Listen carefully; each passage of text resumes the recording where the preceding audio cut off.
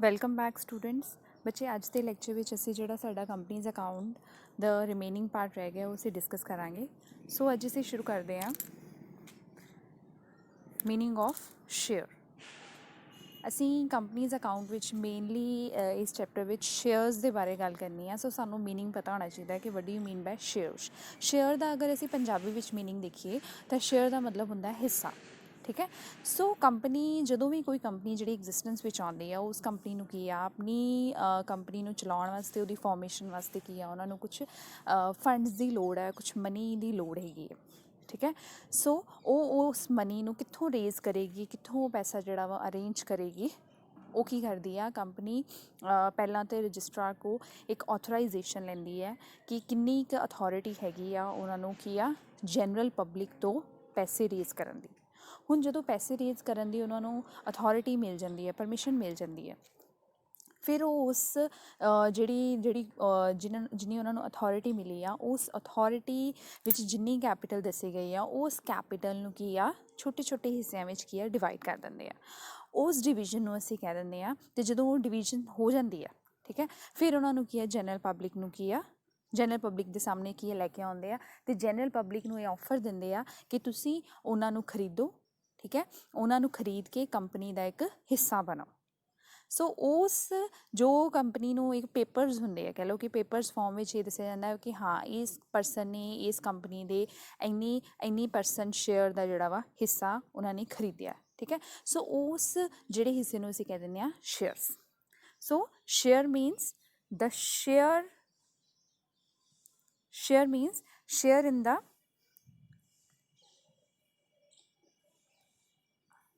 So share means share in the share capital of the company and includes the stock.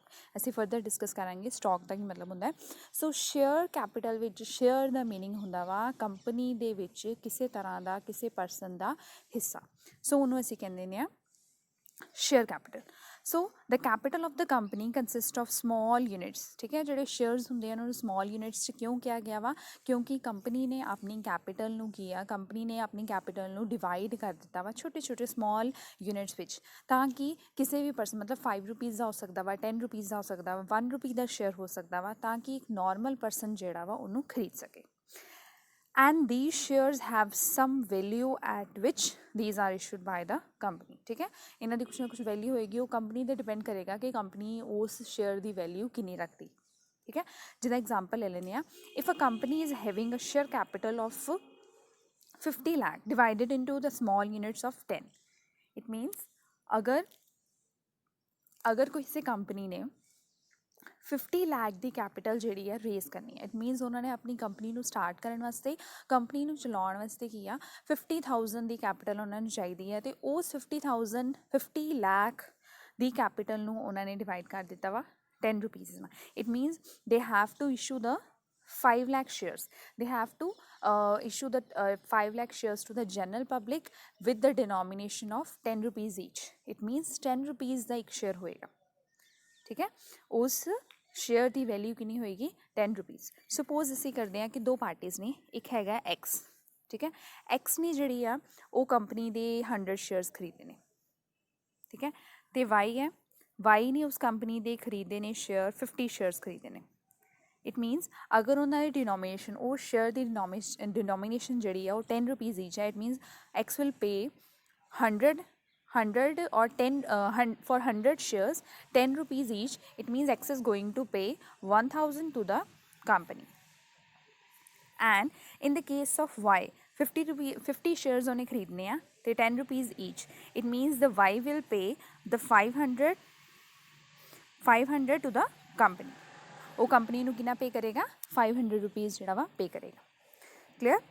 ਸੋ ਇਹ ਹੋ ਗਏ shares. ਇਹ shares ਦੀ meaning ਹੋ ਗਿਆ ਜਿਹੜਾ ਕਿ ਤੁਹਾਨੂੰ ਸਮਝਾਇਆ ਗਿਆ ਵਾ ਕਿ ਸ਼ੇਅਰ ਕੀ ਹੈ ਇੱਕ ਕੰਪਨੀ ਦਾ ਹੀ ਹਿੱਸਾ ਵਾ। ਇਹ ਦੱਸਿਆ ਜਾਂਦਾ ਵਾ ਕਿ ਜਦੋਂ ਕੋਈ ਪਰਸਨ ਜਿੱਦਾਂ ਸਪੋਜ਼ ਐਕਸ ਅਤੇ ਵਾਈ ਦੀ ਅਸੀਂ ਗੱਲ ਕੀਤੀ ਆ ਇਟ ਮੀਨਸ ਅਗਰ ਐਕਸ ਨੇ 100 ਸ਼ੇਅਰਸ ਜਿਹੜੇ ਕੀਤੇ ਆ ਇਹਦਾ ਮਤਲਬ ਉਹ 100 ਸ਼ੇਅਰਸ ਦੀ ਉਹਦੀ ਇੱਕ ਓਨਰਸ਼ਿਪ ਹੋ ਗਈ, ਉਹਦਾ ਸ਼ੇਅਰ ਹੋ ਗਿਆ ਉਸ ਕੰਪਨੀ ਵਿੱਚ 100 ਸ਼ੇਅਰਸ ਤੱਕ ਦਾ। ਐਂਡ ਵਾਈ ਦੇ ਕੇਸ ਵਿੱਚ ਕੀ ਆ ਉਹ 50 ਸ਼ੇਅਰਸ ਦੀ ਜਿਹੜੀ ਉਹਦੀ ਓਨਰਸ਼ਿਪ ਹੋ ਗਈ ਉਸ ਕੰਪਨੀ ਦੇ ਵਿੱਚ। ਕਲੀਅਰ ਹੋ ਗਿਆ। ਨੈਕਸਟ ਵਿੱਚ ਹੈ ਨੇਚਰ ਆਫ ਸ਼ੇਅਰਸ। ਹੁਣ ਸ਼ੇਅਰਸ ਦਾ ਨੇਚਰ ਕੀ ਹੈ? ਨੇਚਰ ਮਤਲਬ ਸ਼ੇਅਰਸ ਦਾ ਨੂੰ ਅਸੀਂ ਉਹਦੀ ਮਤਲਬ ਕੀ ਉਹਦੀ ਖਾਸੀਅਤ ਕੀ ਹੈ, ਉਹਦੇ ਵਿੱਚ ਕੀ ਫੀਚਰਸ ਹੈਗੇ ਨੇ। So share of the company are movable property and are transferable in the manner provided in the articles of association। Shares ਨੂੰ ਅਸੀਂ ਟਰਾਂਸਫਰੇਬਲ ਕਹਿ ਸਕਦੇ ਹਾਂ। ਇਟ ਮੀਨਸ ਅਗਰ ਇੱਕ ਕੰਪਨੀ ਇੱਕ ਪਰਸਨ ਨੇ ਦੂਜੇ ਪਰਸਨ ਨੂੰ ਕੋਈ ਪੈਸੇ ਪੇ ਕਰਨੇ ਆ ਬਟ ਉਹਦੇ ਕੋਲ ਉਹ ਅਮਾਊਂਟ ਅਵੇਲੇਬਲ ਨਹੀਂ, in that case that person will transfer his shares to that person. Suppose ਅਗਰ ਐਕਸ ਅਤੇ ਵਾਈ ਦੀ ਅਗਰ ਗੱਲ ਕਰੀਏ, ਐਕਸ ਨੇ 100 ਸ਼ੇਅਰਸ ਜਿਹੜੇ ਬਾਈ ਕੀਤੇ ਸੀ, ਜਦੋਂ ਕਿ ਵਾਈ ਨੇ 50 ਸ਼ੇਅਰਸ ਜਿਹੜੇ ਬਾਈ ਕੀਤੇ ਸੀ। ਸਪੋਜ਼ ਅਗਰ ਐਕਸ ਨੇ ਵਾਈ ਦਾ ਕੋਈ ਅਮਾਊਂਟ ਦੇਣਾ ਵਾ ਬਟ ਉਹਦੇ ਕੋਲ ਇਨ ਕੈਸ਼ ਨਹੀਂ ਹੈ। ਸੋ ਉਹ ਕੀ ਕਰਦਾ ਹੈ, ਉਹ ਆਪਣੀ ਕੁਛ ਸ਼ੇਅਰਸ 50 ਸ਼ੇਅਰਸ ਜਿਹੜੇ ਆ ਉਹ ਵਾਈ ਨੂੰ ਜਿਹੜਾ ਟਰਾਂਸਫਰ ਕਰ ਦਿੰਦਾ।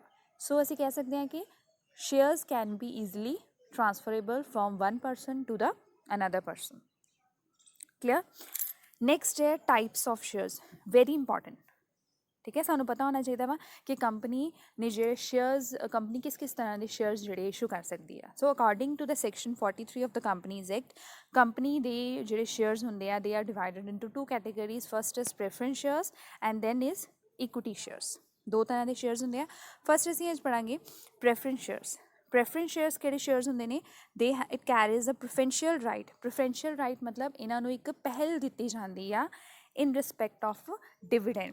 ਇਟ ਮੀਨਸ ਅਸੀਂ ਡਿਵੀਡੈਂਡ ਪੇ ਕਰਦੇ ਹਾਂ, ਸ਼ੇਅਰਸ 'ਤੇ ਸਾਨੂੰ ਡਿਵੀਡੈਂਡ ਦਿੱਤਾ ਜਾਂਦਾ ਵਾ। ਬਟ ਇਕੁਇਟੀ ਸ਼ੇਅਰਸ ਨੂੰ ਵੀ ਦਿੱਤਾ ਜਾਂਦਾ ਵਾ, ਪ੍ਰੈਫਰੈਂਸ ਸ਼ੇਅਰਸ ਨੂੰ ਵੀ ਦਿੱਤਾ ਜਾਂਦਾ ਵਾ। But the preference share holders get the preferential right to receive the dividend above the equity share holders. ਮਤਲਬ ਇਕੁਇਟੀ ਸ਼ੇਅਰ ਹੋਲਡਰਸ ਨੂੰ ਜਿਹੜਾ ਡਿਵੀਡੈਂਡ ਪੇ ਕੀਤਾ ਜਾਏਗਾ ਉਹ ਬਾਅਦ ਵਿੱਚ ਪੇ ਕੀਤਾ ਜਾਏਗਾ। ਪਹਿਲਾਂ ਜਿਹੜੀ ਪ੍ਰਿਓਰਿਟੀ ਆ ਉਹ ਕਿਹਨੂੰ ਦਿੱਤੀ ਜਾਏਗੀ? ਪ੍ਰੈਫਰੈਂਸ ਸ਼ੇਅਰ ਹੋਲਡਰਸ ਨੂੰ ਦਿੱਤੀ ਜਾਏਗੀ। ਕਲੀਅਰ। ਨੈਕਸਟ ਹੈ it carries the preferential right in regard to the repayment of the capital. ਹੁਣ ਬੱਚੇ ਜਦੋਂ ਕੰਪਨੀ ਜਿਹੜੀ ਆ ਵਾਈਂਡ ਅਪ ਹੋ ਜਾਂਦੀ ਆ, ਜਦੋਂ ਕੰਪਨੀ ਵਾਈਂਡ ਅਪ ਹੋ ਜਾਂਦੀ ਆ, ਲਿਕੁਇਡੇਟ ਹੋ ਜਾਂਦੀ ਆ, ਉਸ ਕੇਸ ਵਿੱਚ ਸਾਨੂੰ ਪਤਾ ਵਾ ਕਿ ਕੰਪਨੀ ਨੂੰ ਕੀ ਆਪਣੀਆਂ ਸਾਰੀਆਂ ਲਾਇਬਿਲਿਟੀਜ਼ ਨੂੰ ਪੇ ਆਫ ਕਰਨਾ ਪੈਂਦਾ। ਠੀਕ ਹੈ, ਉਸ ਲਾਇਬਿਲਿਟੀ ਨੂੰ ਪੇ ਆਫ ਕਰਨ ਲਈ ਸਭ ਤੋਂ ਪਹਿਲਾਂ ਉਹਨਾਂ ਨੇ ਕਿਹਨੂੰ ਰਾਈਟ ਦੇਣਾ ਵਾ? ਆਊਟਸਾਈਡਰਸ ਜਿਹੜੇ ਹੈਗੇ ਉਹਨਾਂ ਨੂੰ ਪੇਮੈਂਟ ਕਰਨੀ ਆ। ਜਿਹੜੇ ਕ੍ਰੈਡੀਟਰਸ ਹੈਗੇ ਨੇ, ਜਿਹੜੇ ਡਿਬੈਂਚਰਸ ਹੈਗੇ ਨੇ, ਉਹਨਾਂ ਨੂੰ ਪੇਮੈਂਟ ਕਰਨੀ ਆ। ਉਸ ਤੋਂ ਬਾਅਦ ਦੋ ਕੈਟੇਗਰੀਜ਼ ਆਫ ਸ਼ੇਅਰਸ ਰਹਿ ਜਾਂਦੇ ਆ। ਇੱਕ ਹੈਗਾ ਪ੍ਰੈਫਰੈਂਸ ਸ਼ੇਅਰਸ ਅਤੇ ਇੱਕ ਹੈਗਾ ਇਕੁਇਟੀ ਸ਼ੇਅਰਸ। ਸੋ ਇਕੁਇਟੀ ਸ਼ੇਅਰ ਹੋਲਡਰਸ ਨੂੰ ਅਸੀਂ ਕਹਿ ਦਿੰਦੇ ਹਾਂ ਕਿ ਇਹਨਾਂ ਨੂੰ ਲਾਸਟ 'ਤੇ ਅਸੀਂ ਪੇ ਕਰਨਾ। ਇਹਦਾ ਮਤਲਬ ਪ੍ਰੈਫਰੈਂਸ ਸ਼ੇਅਰ ਹੋਲਡਰਸ ਨੂੰ ਕੀ ਆ, ਉੱਥੇ ਵੀ ਇੱਕ ਪਹਿਲ ਦਿੱਤੀ ਜਾਏਗੀ, ਉਹਨਾਂ ਨੂੰ ਪ੍ਰੈਫਰੈਂਸ ਦਿੱਤੀ ਜਾਏਗੀ to get their capital back before the equity share holders. ਮਤਲਬ ਉਹਨਾਂ ਨੂੰ ਡਿਵੀਡੈਂਡ ਵੀ ਇਕੁਇਟੀ ਸ਼ੇਅਰ ਹੋਲਡਰਸ ਤੋਂ ਪਹਿਲਾਂ ਪੇ ਕੀਤਾ ਜਾਏਗਾ। ਉਹਨਾਂ ਨੂੰ ਜਿਹੜੀ ਉਹਨਾਂ ਦੀ ਕੈਪੀਟਲ ਆ ਉਹ ਵੀ ਜਿਹੜੀ ਆ ਉਹ ਇਕੁਇਟੀ ਸ਼ੇਅਰ ਹੋਲਡਰਸ ਤੋਂ ਪਹਿਲਾਂ ਪੇ ਕੀਤੀ ਜਾਏਗੀ। ਕਲੀਅਰ। ਸੋ ਇਹ ਦੋ ਜਿਹੜੇ ਪੁਆਇੰਟ ਹੈਗੇ ਆ ਇਹ equity share holder preference share holders ਨੂੰ ਡਿਫਾਈਨ ਕਰਦੇ ਆ। ਇਹ ਤੋਂ ਇਲਾਵਾ ਇਹਨਾਂ ਨੂੰ ਕੀ ਇੱਕ ਫਿਕਸ ਰੇਟ ਆਫ ਡਿਵੀਡੈਂਡ ਦਿੱਤਾ ਜਾਏਗਾ। ਫਿਕਸ ਰੇਟ ਆਫ ਡਿਵੀਡੈਂਡ ਇਹਨਾਂ ਨੂੰ ਪੱਕਾ ਮਿਲੇਗਾ। ਕਲੀਅਰ। ਇਹ ਤੋਂ ਇਲਾਵਾ ਇਹਨਾਂ ਦੀ ਲਿਮਿਟੇਸ਼ਨ ਦੀ ਅਗਰ ਗੱਲ ਕਰੀਏ ਕਿ ਪ੍ਰੈਫਰੈਂਸ ਸ਼ੇਅਰ ਹੋਲਡਰਸ ਨੂੰ ਕੀ ਲਿਮਿਟੇਸ਼ਨ ਹੈ। ਠੀਕ ਹੈ, ਨੋ ਡਾਊਟ ਇਹਨਾਂ ਨੂੰ ਪ੍ਰੈਫਰੈਂਸ਼ੀਅਲ ਰਾਈਟ ਮਿਲਦਾ ਵਾ to get the dividend and to get the capital back before the equity share holders. But ਇਹਨਾਂ ਦੀ ਲਿਮਿਟੇਸ਼ਨ ਕੀ ਹੈ? ਇਹਨਾਂ ਦੀ ਲਿਮਿਟੇਸ਼ਨ ਇਹ ਹੈ ਕਿ they are not having any voting right. ਇਹਨਾਂ ਕੋਲ ਕਿਸੇ ਵੀ ਤਰ੍ਹਾਂ ਦਾ ਵੋਟਿੰਗ ਰਾਈਟ ਨਹੀਂ ਹੁੰਦਾ। Clear? And preference shareholders have no voting right except on those which affect their interests such as non-payment of dividend for more than 2 years। ਅਗਰ company ਜਿਹੜੀ ਆ 2 ਸਾਲਾਂ ਤੱਕ ਪ੍ਰੈਫਰੈਂਸ ਸ਼ੇਅਰ ਹੋਲਡਰਸ ਨੂੰ ਜਿਹੜਾ ਉਹਨਾਂ ਦਾ ਡਿਵੀਡੈਂਡ ਨਹੀਂ ਪੇ ਕਰਦੀ, ਇਨ that case preference share holders ਕੋ ਇਹ ਰਾਈਟ ਹੈਗਾ ਵਾ ਕਿ ਉਹ ਕੀ ਆ ਕੰਪਨੀ ਦੇ ਕੋਲੋਂ ਵੋਟਿੰਗ ਰਾਈਟ ਮੰਗਣ। ਕਲੀਅਰ। ਅਦਰਵਾਈਜ਼ ਇਹਨਾਂ ਕੋਲ ਕਿਸੇ ਤਰ੍ਹਾਂ ਦਾ ਵੋਟਿੰਗ ਰਾਈਟ ਨਹੀਂ ਆ। ਬਟ ਅਗਰ ਕੰਪਨੀ ਜਿਹੜੀ ਆ ਇਹਨਾਂ ਨੂੰ ਕਿਸੇ ਵੀ ਕਾਰਨ ਕਰਕੇ because of the non availability of the net profits the company is unable to make any payment of dividend for the last 2 years to these preference shareholders, in that case the preference shareholders can demand that they need the voting right from the company side। clear? ਉਹ company ਕੋ ਕੀ ਆ demand ਕਰ ਸਕਦੇ ਆ। So ਇਹ ਸੀ preference share holders ਦਾ ਮੀਨਿੰਗ। ਨੈਕਸਟ ਅਸੀਂ ਡਿਸਕਸ ਕਰਦੇ ਹਾਂ classes of preference shares. Preference shares ਦੀਆਂ ਕਿਹੜੀਆਂ ਕਲਾਸੀਫਿਕੇਸ਼ਨ ਹੈ। ਫਸਟ ਹੈ cumulative preference shares, next non cumulative, participating preference share holders, non participating preference shares, convertible preference shares, non convertible preference shares, then redeemable and irredeemable. So ਅਸੀਂ one by one ਇਹਨਾਂ ਨੂੰ discuss ਕਰਾਂਗੇ ਕਿ ਕਿਸ ਤਰ੍ਹਾਂ ਦੇ preference shares ਨੇ। ਸਭ ਤੋਂ ਪਹਿਲਾਂ ਹੈ ਕਿਊਮੂਲੇਟਿਵ ਪ੍ਰੈਫਰੈਂਸ ਸ਼ੇਅਰਸ। ਬੱਚੇ ਕਿਊਮੂਲੇਟਿਵ ਪ੍ਰੈਫਰੈਂਸ ਸ਼ੇਅਰਸ ਦਾ ਮਤਲਬ ਕੀ ਹੁੰਦਾ ਵਾ, ਇਹ ਉਹ ਜਦੋਂ ਵੀ ਕੰਪਨੀ ਜਿਹੜੀ ਆ ਪ੍ਰੈਫਰੈਂਸ ਸ਼ੇਅਰ ਹੋਲਡਰਸ ਨੂੰ ਜਿਹੜਾ ਵਾ ਡਿਵੀਡੈਂਡ ਪੇ ਕਰਦੀ ਆ, ਠੀਕ ਹੈ। ਕੰਪਨੀ ਵਾਸਤੇ ਬਹੁਤ ਜ਼ਰੂਰੀ ਆ ਕਿ ਉਹਨਾਂ ਨੇ ਪ੍ਰੈਫਰੈਂਸ ਸ਼ੇਅਰ ਹੋਲਡਰਸ ਨੂੰ ਡਿਵੀਡੈਂਡ ਪੇ ਕਰਨਾ ਹੀ ਕਰਨਾ ਵਾ, ਠੀਕ ਆ, out of the net profits.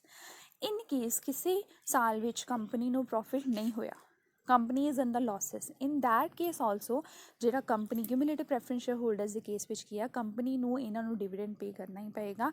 ਅਗਰ ਕਿਸੇ ਸਾਲ ਵਿੱਚ ਲਾਸ ਹੋ ਜਾਂਦਾ ਵਾ ਅਤੇ ਕੰਪਨੀ ਕੋ ਜਿਹੜਾ ਵਾ ਡਿਵੀਡੈਂਡ ਨਹੀਂ ਦਿੱਤਾ ਜਾਂਦਾ, ਉਸ ਕੇਸ ਵਿੱਚ ਕੀ ਹੈ, ਉਸ ਕੇਸ ਵਿੱਚ ਕੀ ਹੋਏਗਾ ਕਿ ਜਿਹੜਾ ਡਿਵੀਡੈਂਡ ਹੋਏਗਾ ਕਿਊਮੂਲੇਟ ਹੋ ਜਾਏਗਾ। ਕਿਊਮੂਲੇਟ ਹੋਣ ਦਾ ਮਤਲਬ ਕੀ ਹੈਗਾ ਵਾ, ਸਪੋਜ਼ ਅਗਰ ਕੰਪਨੀ ਦਾ ਡਿਵੀਡੈਂਡ ਡਿਊ ਹੈਗਾ ਸੀ towards the preference share holders in 2019, suppose 10,000 ਦਾ ਡਿਵੀਡੈਂਡ ਉਹਨਾਂ ਨੇ ਪੇ ਕਰਨਾ ਸੀ, ਠੀਕ ਹੈ। But due to the non availability of the net profits, ਮਤਲਬ ਪ੍ਰੋਫਿਟ ਨਹੀਂ ਹੋਇਆ ਉਸ ਕੇਸ ਵਿੱਚ, ਮਤਲਬ ਉਸ 2019 ਵਿੱਚ ਕੰਪਨੀ ਨੂੰ ਕਿਸੇ ਕਾਰਨ ਵੀ ਜਿਹੜਾ ਪ੍ਰੋਫਿਟ ਨਹੀਂ ਹੋਇਆ, ਇਟ ਮੀਨਸ ਉਹ ਜਿਹੜਾ ਪ੍ਰੋਫਿਟ ਹੋਏਗਾ 10,000 ਦਾ ਉਹ ਕਿਊਮੂਲੇਟ ਹੋ ਜਾਏਗਾ। ਇਹਦਾ ਮਤਲਬ ਕੰਪਨੀ ਨੂੰ 2020 ਵਿੱਚ ਜਿੰਨਾ ਉਹਨਾਂ ਨੇ ਨੈਟ ਪ੍ਰੋਫਿਟ ਦਾ ਸ਼ੇਅਰ ਜਿਹੜਾ ਪ੍ਰੈਫਰੈਂਸ ਸ਼ੇਅਰ ਹੋਲਡਰਸ ਨੂੰ ਪੇ ਕਰਨਾ ਵਾ, ਪਲੱਸ ਉਹਨਾਂ ਨੇ 2019 ਦਾ ਵੀ ਪੇ ਕਰਨਗੇ। ਜਿਹੜਾ 2019 ਦਾ 10,000 ਰਹਿ ਗਿਆ ਵਾ, ਠੀਕ ਹੈ, ਉਹਨਾਂ ਨੂੰ ਉਹ ਵੀ ਜਿਹੜਾ ਵਾ ਪੇ ਕਰਨਾ ਪਏਗਾ।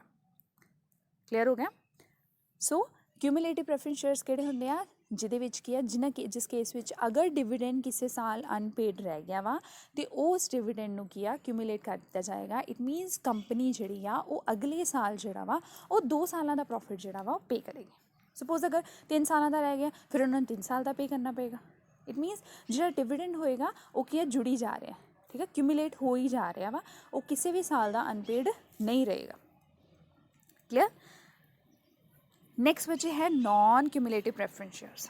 ਨੋਨ ਕਿਊਮੂਲੇਟਿਵ ਪ੍ਰੈਫਰੈਂਸ ਸ਼ੇਅਰਸ ਦਾ ਕੀ ਮਤਲਬ ਹੁੰਦਾ ਵਾ ਕਿ ਇਹਨਾਂ ਪ੍ਰੈਫਰੈਂਸ ਸ਼ੇਅਰ ਹੋਲਡਰਸ ਨੂੰ ਅਗਰ ਕਿਸੇ ਸਾਲ ਵਿੱਚ ਪ੍ਰੋਫਿਟ ਜਿਹੜਾ ਵਾ due to the non availability of the net profit, ਅਗਰ ਕਿਸੇ ਸਾਲ ਪ੍ਰੋਫਿਟਸ ਜਿਹੜੇ ਆ in the form of dividend unpaid ਰਹਿ ਗਏ ਨੇ, ਉਸ ਕੇਸ ਵਿੱਚ ਜੇ ਅਗਰ ਕਿਸੇ ਸਾਲ ਨੈਟ ਪ੍ਰੋਫਿਟ ਨਹੀਂ ਹੋਏ, ਡਿਵੀਡੈਂਡ ਨਹੀਂ ਪੇ ਕੀਤਾ ਗਿਆ, ਇਟ ਮੀਨਸ ਉਹ ਕਿਊਮੂਲੇਟ ਨਹੀਂ ਹੋਏਗਾ। ਇਹਦਾ ਮਤਲਬ ਉਸ ਸਾਲ ਦਾ ਜਿਹੜਾ ਡਿਵੀਡੈਂਡ ਆ ਉਹ ਨਾ non cumulative preference share holders ਨੂੰ ਨਹੀਂ ਦਿੱਤਾ ਜਾਏਗਾ।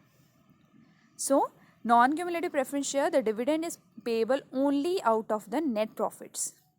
ठीक है, ਜਿਹੜਾ dividend है that will be paid only out of the net profit. It means in any case, if in any year अगर कंपनी ਨੂੰ losses ਹੋਇਆ, ਕੰਪਨੀ ਨੂੰ net profits ਨਹੀਂ ਹੋਏ, ਠੀਕ ਹੈ, ਉਸ ਕੇਸ ਵਿੱਚ ਕੰਪਨੀ ਨੂੰ ਕੋਈ ਜ਼ਰੂਰਤ ਨਹੀਂ ਹੈ ਕਿ non cumulative preference share holders ਨੂੰ ਕੀ ਆ ਡਿਵੀਡੈਂਡ ਪੇ ਕਰੇ, because in that year profit ਸੀ, ਅਨਅਵੇਲੇਬਿਲਿਟੀ ਸੀ। So they have the genuine reason ਕਿ ਤੁਹਾਨੂੰ ਜਿਹੜਾ ਵਾ ਡਿਵੀਡੈਂਡ ਨਹੀਂ ਪੇ ਕੀਤਾ ਜਾਏਗਾ। ਅਤੇ ਉਹਨਾਂ ਦੇ ਕੇਸ ਵਿੱਚ ਅਸੀਂ ਇਹਨਾਂ ਨੂੰ ਨੋਨ ਕਿਊਮੂਲੇਟਿਵ ਕਿਉਂ ਕਿਹਾ ਵਾ, ਕਿਉਂਕਿ ਇਹਨਾਂ ਦਾ ਜਿਹੜਾ ਡਿਵੀਡੈਂਡ ਆ ਉਹ ਅਗਲੇ ਸਾਲ ਵਿੱਚ ਜੁੜੇਗਾ ਨਹੀਂ।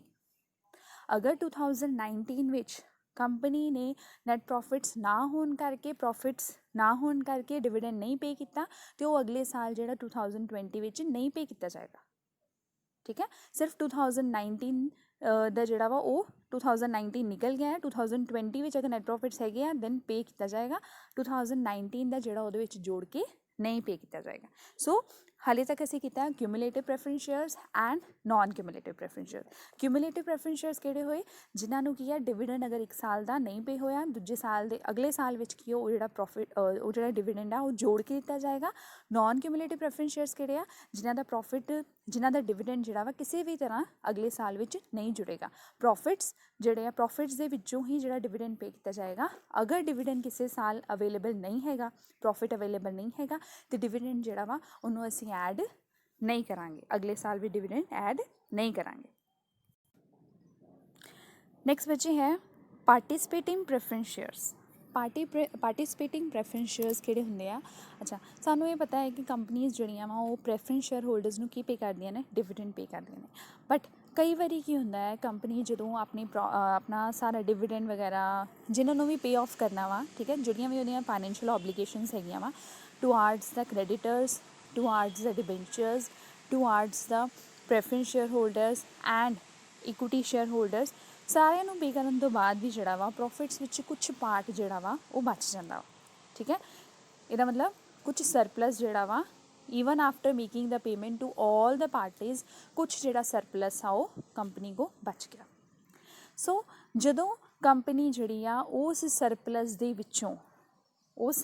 ਵਿੱਚੋਂ ਆਪਣੀ ਪ੍ਰੈਫਰੈਂਸ ਸ਼ੇਅਰ ਹੋਲਡਰਸ ਦੇ ਨਾਲ ਕੁਛ ਅਮਾਊਂਟ ਜਿਹੜਾ ਸ਼ੇਅਰ ਕਰਦੀ ਆ, ਇਹਦਾ ਮਤਲਬ ਉਸ ਸਰਪਲਸ ਦੇ ਵਿੱਚੋਂ ਜਿਹੜਾ ਵਾ ਉਹ ਪ੍ਰੈਫਰੈਂਸ ਸ਼ੇਅਰ ਹੋਲਡਰਸ ਨੂੰ ਕੁਛ ਇੱਕ ਹਿੱਸਾ ਦਿੱਤਾ ਜਾਂਦਾ, ਕੁਛ ਸ਼ੇਅਰ ਜਿਹੜਾ ਵਾ ਇਨ ਸਮ ਪਰਸੈਂਟੇਜ ਜਿਹੜਾ ਵਾ ਉਹਨਾਂ ਦੇ ਨਾਲ ਸ਼ੇਅਰ ਕੀਤਾ ਜਾਂਦਾ ਵਾ, ਉਹਨਾਂ ਨੂੰ ਅਸੀਂ ਕਹਿ ਦਿੰਦੇ ਹਾਂ participating preference shares.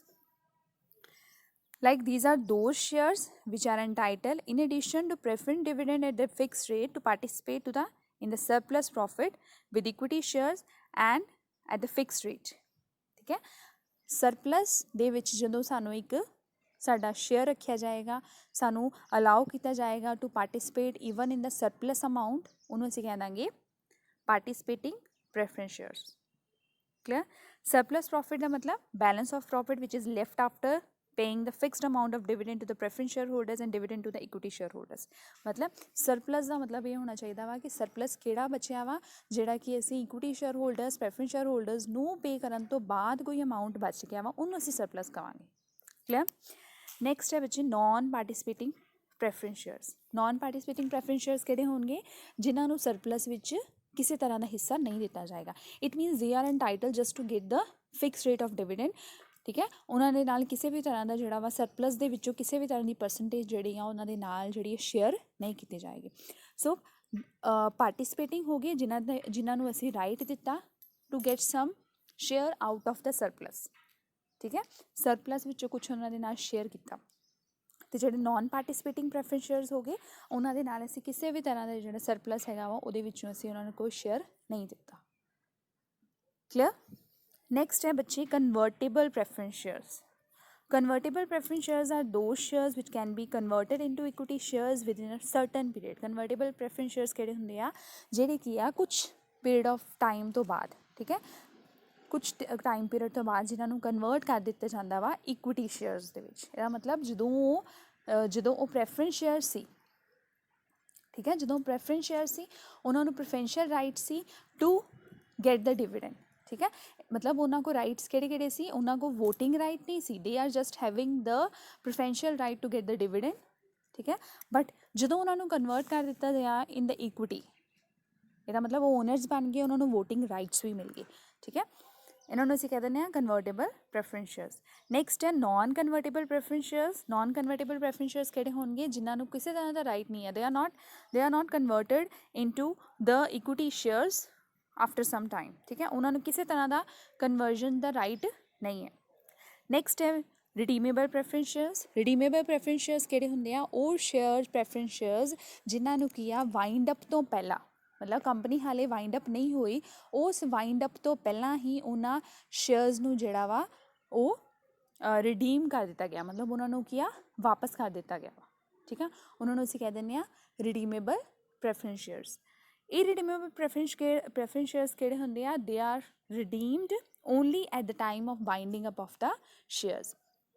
irredeemable preference shares ਜਿਹੜੇ ਆ ਉਹਨਾਂ ਨੂੰ ਉਦੋਂ ਹੀ ਰਿਡੀਮ ਕੀਤਾ ਜਾਂਦਾ ਵਾ ਜਦੋਂ ਕੰਪਨੀ ਜਿਹੜੀ ਆ ਵਾਈਂਡ ਅਪ ਹੋ ਗਈ।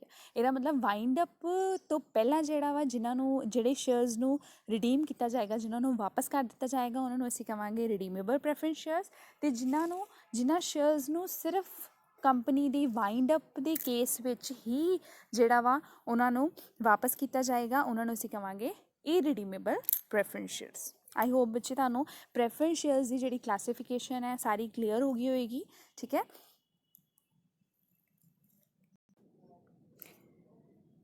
ਸੋ ਬੱਚੇ ਨੈਕਸਟ ਹੈ ਇਕੁਇਟੀ ਸ਼ੇਅਰਸ। ਹਾਲੇ ਤੱਕ ਅਸੀਂ ਡਿਸਕਸ ਕੀਤਾ ਹੈ ਪ੍ਰੈਫਰੈਂਸ ਸ਼ੇਅਰਸ ਦਾ, ਹੁਣ ਨੈਕਸਟ ਅਸੀਂ ਡਿਸਕਸ ਕਰਾਂਗੇ ਇਕੁਇਟੀ ਸ਼ੇਅਰਸ, ਠੀਕ ਹੈ। ਨੈਕਸਟ ਕਲਾਸੀਫਿਕੇਸ਼ਨ ਜਿਹੜੀ ਹੈ ਸ਼ੇਅਰਸ ਦੇ ਵਿੱਚ ਹੈ ਉਹ ਕੀ ਹੈ?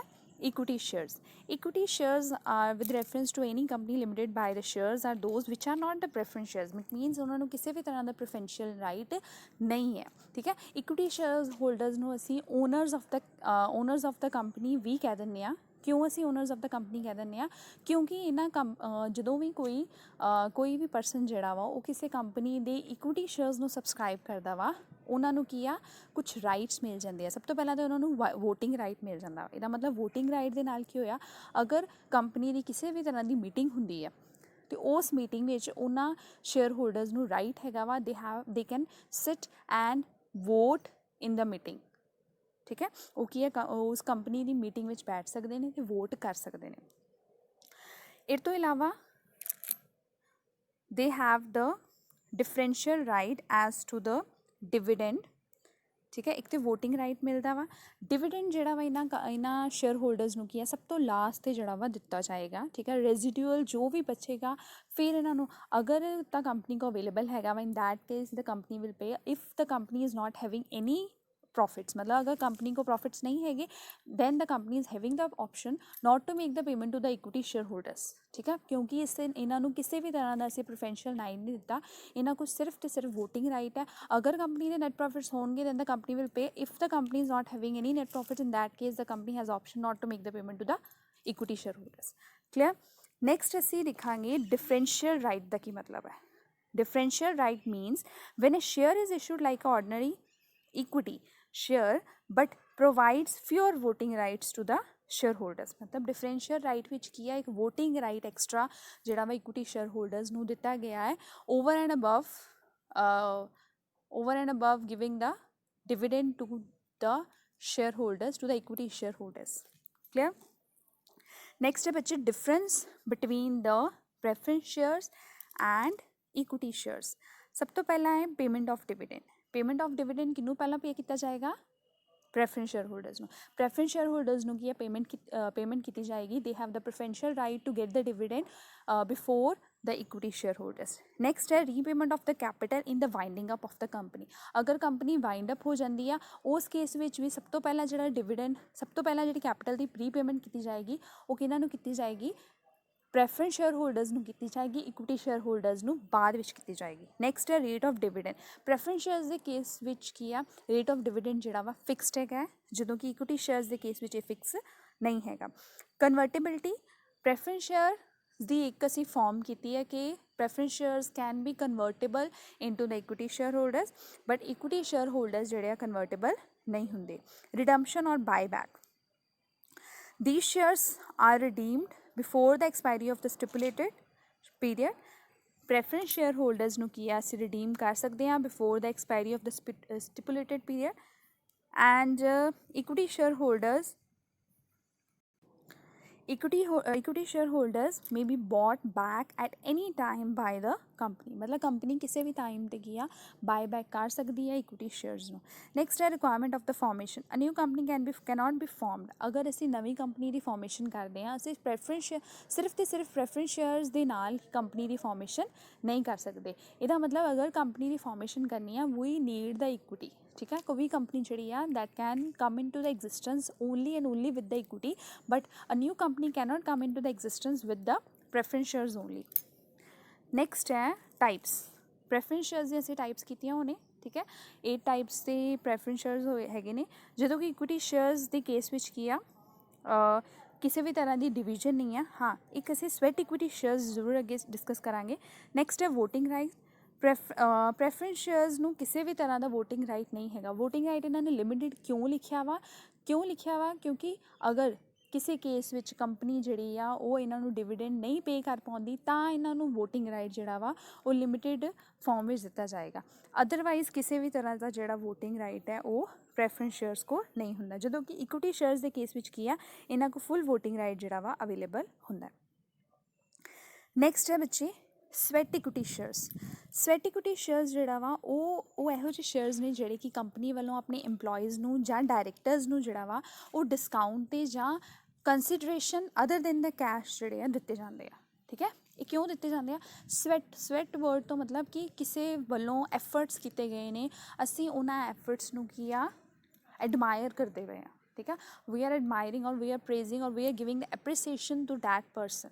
ठीक है, सो ये इशू क्यों इशू किए जाते हैं for the services to the company.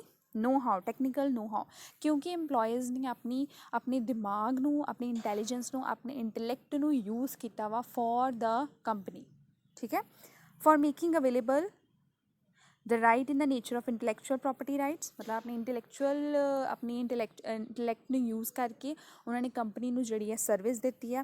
इस तो इलावा कंपनी ਦੀ वैल्यू एडिशनस ਜਿਹੜੀਆਂ ਵਾ ਉਹਨਾਂ ਦੇ ਕਰਕੇ ਹੋਈਆਂ ਵਾ, ठीक है, इस करके भी ਜਿਹੜਾ ਵਾ कंपनी ਜਿਹੜੀ ਆ ਉਹਨਾਂ ਨੂੰ ਸਵੈਟ ਇਕੁਇਟੀ ਸ਼ੇਅਰਸ ਜਿਹੜੇ ਆ ਉਹ ਇਸ਼ੂ ਕਰਦੀ ਹੈ। नेक्स्ट है conditions of the companies act 2013 for issuing the sweat equity shares. किन्ना केसिस विच कंपनी जी company is authorized to make the or to issue the sweat equity shares. First है existing category shares. The shares must belong to a category of shares which have already been issued. ਜਦੋਂ ਵੀ company sweat equity shares ਜਿਹੜੇ issue ਕਰੇਗੀ ਉਹ sweat equity shares ਕਿਹੜੇ category ਦੇ ਹੋਣੇ ਚਾਹੀਦੇ ਆ, ਉਸ ਕੈਟੇਗਰੀ ਦੇ ਹੋਣੇ ਚਾਹੀਦੇ ਨੇ ਜਿਹੜੇ ਕਿ ਆਲਰੇਡੀ ਇਸ਼ੂ ਕਰ ਚੁੱਕੀ ਹੈ। ਨੈਕਸਟ ਹੈ ਮਿਨੀਮਮ 1 ਈਅਰ ਆਫ ਕਮੈਂਸਮੈਂਟ। ਬਿਜ਼ਨਸ ਜਿਹੜਾ ਵਾ ਬਿਜ਼ਨਸ ਨੂੰ ਐਟਲੀਸਟ 1 ਸਾਲ ਜਿਹੜਾ ਗੁਜ਼ਰ ਗਿਆ ਹੋਣਾ ਚਾਹੀਦਾ ਵਾ, ਤਾਂ ਹੀ ਕੰਪਨੀ ਜਿਹੜੀ ਆ ਸਵੈਟ ਇਕੁਇਟੀ ਸ਼ੇਅਰਸ ਜਿਹੜੇ ਇਸ਼ੂ ਕਰ ਸਕਦੀ ਹੈ। ਨੈਕਸਟ ਹੈ special resolution. The company must pass the special resolution in the general meeting for the issuance of the sweat equity shares. Next ਹੈ contents of the resolution. Resolution ਵਿੱਚ ਉਹਨਾਂ ਨੂੰ ਕੀ ਆ, ਸਭ ਤੋਂ ਪਹਿਲਾਂ ਤਾਂ ਕੰਪਨੀ ਨੂੰ ਸਪੈਸ਼ਲ ਰੈਜ਼ੋਲੂਸ਼ਨ ਜਿਹੜਾ ਵਾ ਮੀਟਿੰਗ ਵਿੱਚ ਪਾਸ ਆਨ ਕਰਨਾ ਪਏਗਾ ਕਿ ਕੰਪਨੀ ਜਿਹੜੀ ਹੈ ਸਵੈਟ ਇਕੁਇਟੀ ਸ਼ੇਅਰਸ ਜਿਹੜੇ ਆ ਉਹ ਇਸ਼ੂ ਕਰਨਾ ਚਾਹੁੰਦੀ ਆ। ਹੁਣ ਉਸ ਰੈਜ਼ੋਲੂਸ਼ਨ ਵਿੱਚ ਕੀ ਲਿਖਿਆ ਜਾਏਗਾ? ਸਭ ਤੋਂ ਪਹਿਲਾਂ ਨੰਬਰ ਆਫ ਸ਼ੇਅਰਸ, ਉਹਨਾਂ ਦਾ ਕੀ ਮਾਰਕੀਟ ਪ੍ਰਾਈਸ ਹੋਏਗਾ, ਕੀ ਕੰਸਨਟ੍ਰੇਸ਼ਨ ਹੋਏਗੀ, ਕਿੰਨਾ ਡਾਇਰੈਕਟਰਸ ਅਤੇ ਐਮਪਲੋਈਜ਼ ਨੂੰ ਜਿਹੜਾ ਵਾ ਉਹ ਇਕੁਇਟੀ ਸ਼ੇਅਰਸ ਜਿਹੜੇ ਆ ਉਹ ਇਸ਼ੂ ਕੀਤੇ ਜਾਣਗੇ।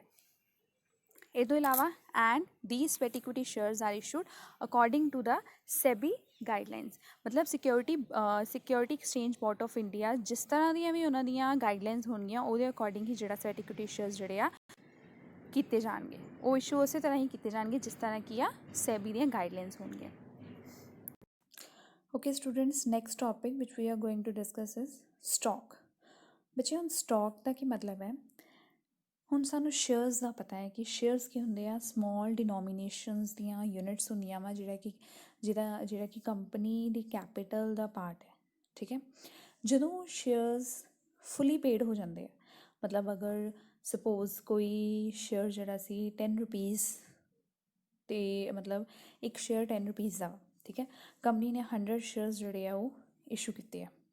100 ਦੇ 100 ਸ਼ੇਅਰਸ 'ਤੇ ਸਾਨੂੰ ਪੂਰੀ ਕੈਪੀਟਲ ਮਤਲਬ 10 ਰੁਪੀਜ਼ ਪਰ ਸ਼ੇਅਰ, ਮਤਲਬ 100 ਮਲਟੀਪਲਾਈ ਬਾਈ 10 1000 ਰੁਪੀਜ਼ ਰਿਸੀਵ ਹੋ ਗਿਆ। ਇਟ ਮੀਨਸ ਉਸ ਕੇਸ ਵਿੱਚ ਉਹਨਾਂ ਸ਼ੇਅਰਸ ਨੂੰ ਅਸੀਂ ਕਹਾਂਗੇ ਕਿ ਉਹ ਸ਼ੇਅਰਸ ਹੈਗੇ ਨੇ ਫੁੱਲੀ ਪੇਡ ਅਪ ਸ਼ੇਅਰਸ। ਜਦੋਂ ਕੋਈ shares fully paid up shares ਹੁੰਦੇ ਆ, then the company is having the option to convert those shares into the stock. ਉਹ ਕਿਉਂ ਅਸੀਂ ਕਨਵਰਟ ਕਰਦੇ ਹਾਂ? ਤਾਂ ਕਿ ਸਾਡੇ ਵਾਸਤੇ ਕਨਵੀਨੀਅੰਟ ਰਵੇ, ਕਿਉਂਕਿ ਜਦੋਂ ਅਸੀਂ ਇੱਕ ਤਰ੍ਹਾਂ ਦੇ ਸ਼ੇਅਰਸ ਨੂੰ, ਸਪੋਜ਼ ਕੋਈ ਕੰਪਨੀ ਹੈ ਜਿਹਦੇ ਕੋਲ ਕੀ ਆ, ਕੋਈ ਕੰਪਨੀ ਆ, ਉਸ ਕੰਪਨੀ ਕੋਲ 1000 ਸ਼ੇਅਰਸ ਆ, ਠੀਕ ਹੈ, ਬਟ ਉਹਨਾਂ ਸ਼ੇਅਰਸ ਦੀ ਡਿਨੋਮੀਨੇਸ਼ਨ ਅਲੱਗ ਅਲੱਗ ਆ। ਸਪੋਜ਼ 100 ਸ਼ੇਅਰਸ ਜਿਹੜੇ ਆ ਉਹ 10 ਰੁਪੀਜ਼ ਈਚ ਦੇ ਆ। 500 ਸ਼ੇਅਰਸ ਜਿਹੜੇ ਨੇ ਉਹਦੇ ਵਿੱਚ 50 ਰੁਪੀਜ਼ ਦੇ ਨੇ। ਰਿਮੇਨਿੰਗ ਜਿਹੜੇ 400 ਸ਼ੇਅਰਸ ਨੇ ਉਹ 100 ਰੁਪੀਜ਼ ਦੇ ਨੇ, ਠੀਕ ਹੈ। ਹੁਣ ਸ਼ੇਅਰਸ ਤਾਂ ਸੇਮ ਕੰਪਨੀ ਦੇ ਆ, ਬਟ ਇਹ ਜਿਹੜੇ 10 ਰੁਪੀਜ਼ ਵਾਲੇ ਨੇ, ਠੀਕ ਹੈ, ਉਹ 100 ਸ਼ੇਅਰਸ ਨੇ। ਜਿਨ੍ਹਾਂ 'ਤੇ ਅਸੀਂ 50 ਰੁਪੀਜ਼ ਡਿਮਾਂਡ ਕਰ ਰਹੇ ਹਾਂ ਉਹ 500 ਸ਼ੇਅਰਸ ਨੇ। ਜਿਨ੍ਹਾਂ 'ਤੇ ਅਸੀਂ 400 ਕਰ ਰਹੇ ਹਾਂ, ਜਿਨ੍ਹਾਂ 'ਤੇ ਅਸੀਂ 400 ਸ਼ੇਅਰਸ ਨੇ ਉਹਨਾਂ 'ਤੇ ਅਸੀਂ 100 ਕਰ ਰਹੇ ਹਾਂ। ਸੋ ਕੰਪਨੀ ਕੋ ਜਦੋਂ ਸਪੋਜ਼ ਕੰਪਨੀ ਦੇ 50 ਰੁਪੀਜ਼ ਈਚ, ਠੀਕ ਹੈ, ਸ਼ੇਅਰ, ਸਪੋਜ਼ 50 ਰੁਪੀਜ਼ ਕੰਪਨੀ ਨੂੰ ਮਤਲਬ ਵਿੱਚ 500 ਸ਼ੇਅਰਸ 'ਤੇ ਮਿਲ ਗਏ ਆ। ਇਹਦਾ ਮਤਲਬ ਉਸ ਕੇਸ ਵਿੱਚ ਕੰਪਨੀ ਨੇ ਅਗਰ ਡਿਸਟਿੰਕਸ਼ਨ ਕਰਨੀ ਆ ਕਿ ਕੰਪਨੀ ਕੋਲ ਕਿਸ ਤਰ੍ਹਾਂ ਦੇ ਸ਼ੇਅਰਸ ਹੈਗੇ ਨੇ, ਅਦਰਵਾਈਜ਼ ਉਹਨਾਂ ਨੂੰ ਕੀ ਆ, ਪੂਰਾ ਇੱਕ ਰਿਕਾਰਡ ਰੱਖਣਾ ਪਏਗਾ ਕਿ 100 ਸ਼ੇਅਰਸ ਦਾ ਵੀ, 500 ਦਾ ਵੀ, 400 ਦਾ ਵੀ। ਸੋ ਕੰਪਨੀ ਕੀ ਕਰਦੀ ਆ ਕਿ ਆਪਣੀ ਕਨਵੀਨੀਅੰਸ ਵਾਸਤੇ, ਤਾਂ ਕਿ ਉਹਨਾਂ ਕੋਲ ਰਿਕਾਰਡ ਰੱਖਣਾ ਈਜ਼ੀ ਹੋ ਜਾਏ, ਕੰਪਨੀ ਕੀ ਆ ਉਹਨਾਂ ਸ਼ੇਅਰਸ ਨੂੰ ਕੀ ਆ ਸਟਾਕ ਵਿੱਚ ਕਨਵਰਟ ਕਰ ਦਿੰਦੀ ਹੈ, ਠੀਕ ਹੈ। ਸਟਾਕ ਵਿੱਚ ਕੁਝ ਅਲੱਗ ਨਹੀਂ ਹੁੰਦਾ, ਬਸ ਉਹ ਹੁੰਦੇ ਸ਼ੇਅਰਸ ਹੀ ਆ, ਬਟ ਉਹਨਾਂ ਨੂੰ ਇੱਕ ਗਰੁੱਪ ਵਿੱਚ ਪਾ ਦਿੰਦੇ ਆ, ਠੀਕ ਹੈ, ਅਤੇ ਉਸ ਗਰੁੱਪ ਦਾ ਨਾਮ ਕੀ ਰੱਖ ਦਿੰਦੇ ਆ ਕਿ ਇਹ ਕੀ ਆ, ਸਟਾਕ। ਬਸ ਉਸ ਗਰੁੱਪ ਵਿੱਚ ਜਿਹੜੇ ਵੀ ਸ਼ੇਅਰਸ ਹੋਣਗੇ ਉਹ ਫੁੱਲੀ ਪੇਡ ਸ਼ੇਅਰਸ ਹੋਣਗੇ, ਠੀਕ ਹੈ। ਉਹ ਕਦੇ ਵੀ ਹਾਫ ਪੇਡ ਸ਼ੇਅਰਸ ਨਹੀਂ ਹੋਣਗੇ, ਉਹ ਫੁੱਲੀ ਪੇਡ ਅਪ ਸ਼ੇਅਰਸ ਹੋਣਗੇ। It means only the fully paid up shares can B converted into the stock. Clear? So stock is the aggregate of fully paid up shares consolidated and divided for the purpose of convenient holding into the different parts. ਇਹਦਾ ਮਤਲਬ ਅਸੀਂ shares ਨੂੰ stock ਵਿੱਚ convert ਕੀਤਾ ਤਾਂ ਕਿ ਸਾਡੇ ਵਾਸਤੇ ਸੁਵਿਧਾਜਨਕ ਹੋ ਜੇ, ਸਾਡੇ ਵਾਸਤੇ ਉਹਨਾਂ ਦੀ ਹੋਲਡਿੰਗ ਈਜ਼ੀ ਹੋ ਜੇ। Clear? It is another type of the unit of the capital of the company. Another unit क्यों क्या हुआ? कंपनी ਦੀ ਹੀ ਕੈਪੀਟਲ ਆ, ਬਟ ਇਹ ਕੀ ਆ, ਇੱਕ ਅਲੱਗ ਨਾਮ ਦਿੱਤਾ ਵਾ ਉਹਨਾਂ ਨੂੰ, ਕਿ ਨਾਮ ਦਿੱਤਾ ਵਾ stock the. A company limited by shares, if so authorized by its articles, convert all or some of the fully paid up shares into the stock or reconvert its fully paid up shares fully paid up stock into the shares. ਮਤਲਬ company ਕੋ option ਹੈਗੀ ਆ, company ਭਾਵੇਂ ਆਪਣੇ shares ਨੂੰ fully paid up shares ਨੂੰ stock ਵਿੱਚ ਅਤੇ ਸਟਾਕ ਨੂੰ ਫੁਲੀ ਪੇਡ ਅਪ ਸ਼ੇਅਰਸ ਵਿੱਚ ਕਨਵਰਟ ਕਰ ਦੇ। It means company is having the option to convert the shares into the fully paid up shares into the stock or to the stock into the fully paid up shares. Clear? Whenever the company is making the conversion of shares into the stock, the company will have to give the notice to the registrar within the 30 days from the date of conversion. मतलब ਜਦੋਂ ਉਹਨਾਂ ਨੇ convert ਕਰ ਲਏ ਆਪਣੇ shares ਜਿਹੜੇ ਆ 30 days ਦੇ ਅੰਦਰ ਅੰਦਰ ਉਹਨਾਂ ਨੇ ਕੀ ਆ, ਰਜਿਸਟਰਾਰ ਨੂੰ ਜਿਹੜਾ ਵਾ ਉਹ ਨੋਟਿਸ ਭੇਜਣਾ ਵਾ। And the register of the member shall then show the amount of stock that is held by each member concerned instead of the amount of shares held. Clear?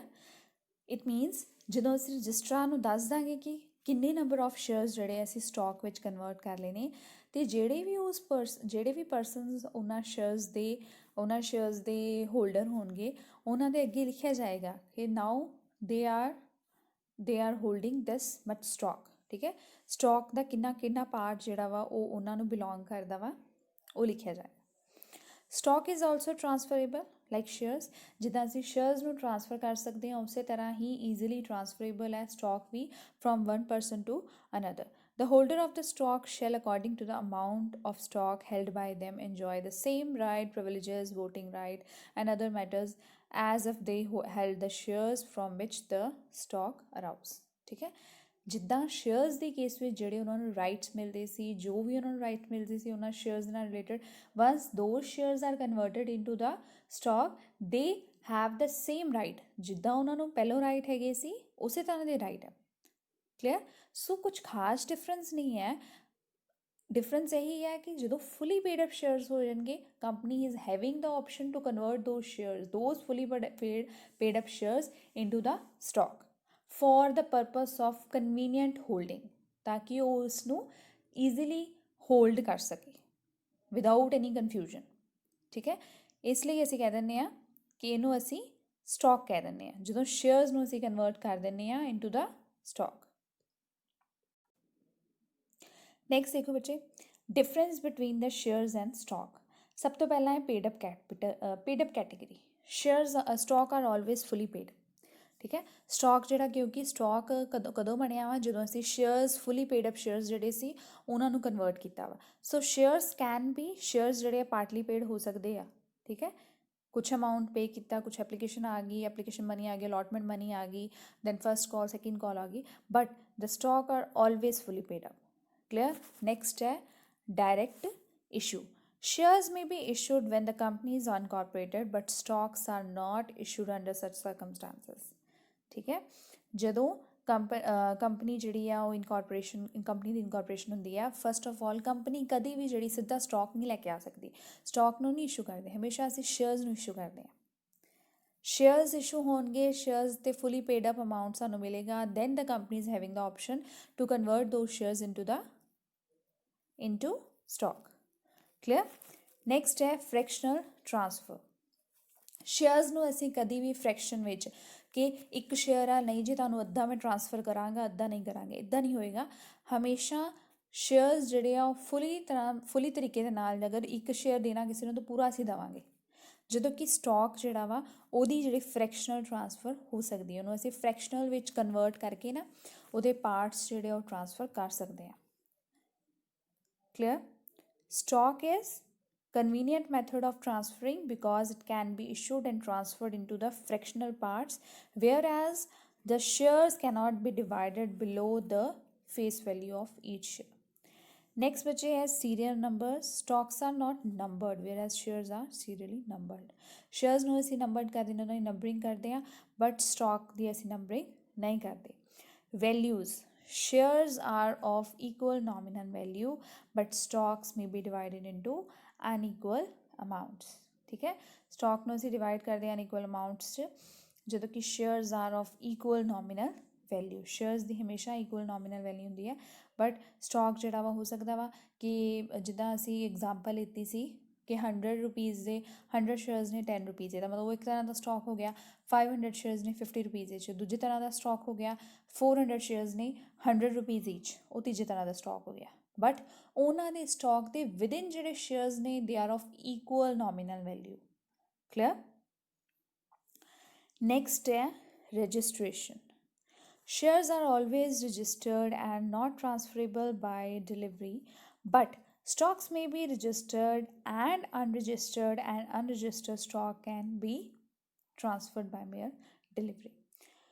Shares the transferability ਵਾਸਤੇ ਉਹਨਾਂ shares ਦਾ registered ਹੋਣਾ ਬਹੁਤ ਜ਼ਰੂਰੀ ਹੈ. ਇਹਦਾ ਮਤਲਬ ਜਿਹੜੇ shares registered ਹੋਣਗੇ ਪ੍ਰੋਪਰ, ਉਹਨਾਂ ਦੀ ਰਜਿਸਟ੍ਰੇਸ਼ਨ, ਰਜਿਸਟਰ 'ਤੇ ਉਹਨਾਂ ਦਾ ਨਾਮ ਸਪੈਸੀਫਾਈ ਹੈ, ਕਿੰਨੇ ਸੀਰੀਅਲ ਨੰਬਰ 'ਤੇ ਸ਼ੇਅਰਸ ਨੇ, ਠੀਕ ਹੈ, ਉਹਨਾਂ ਨੂੰ ਹੀ ਅਸੀਂ ਟ੍ਰਾਂਸਫਰ ਕਰ ਪਾਵਾਂਗੇ.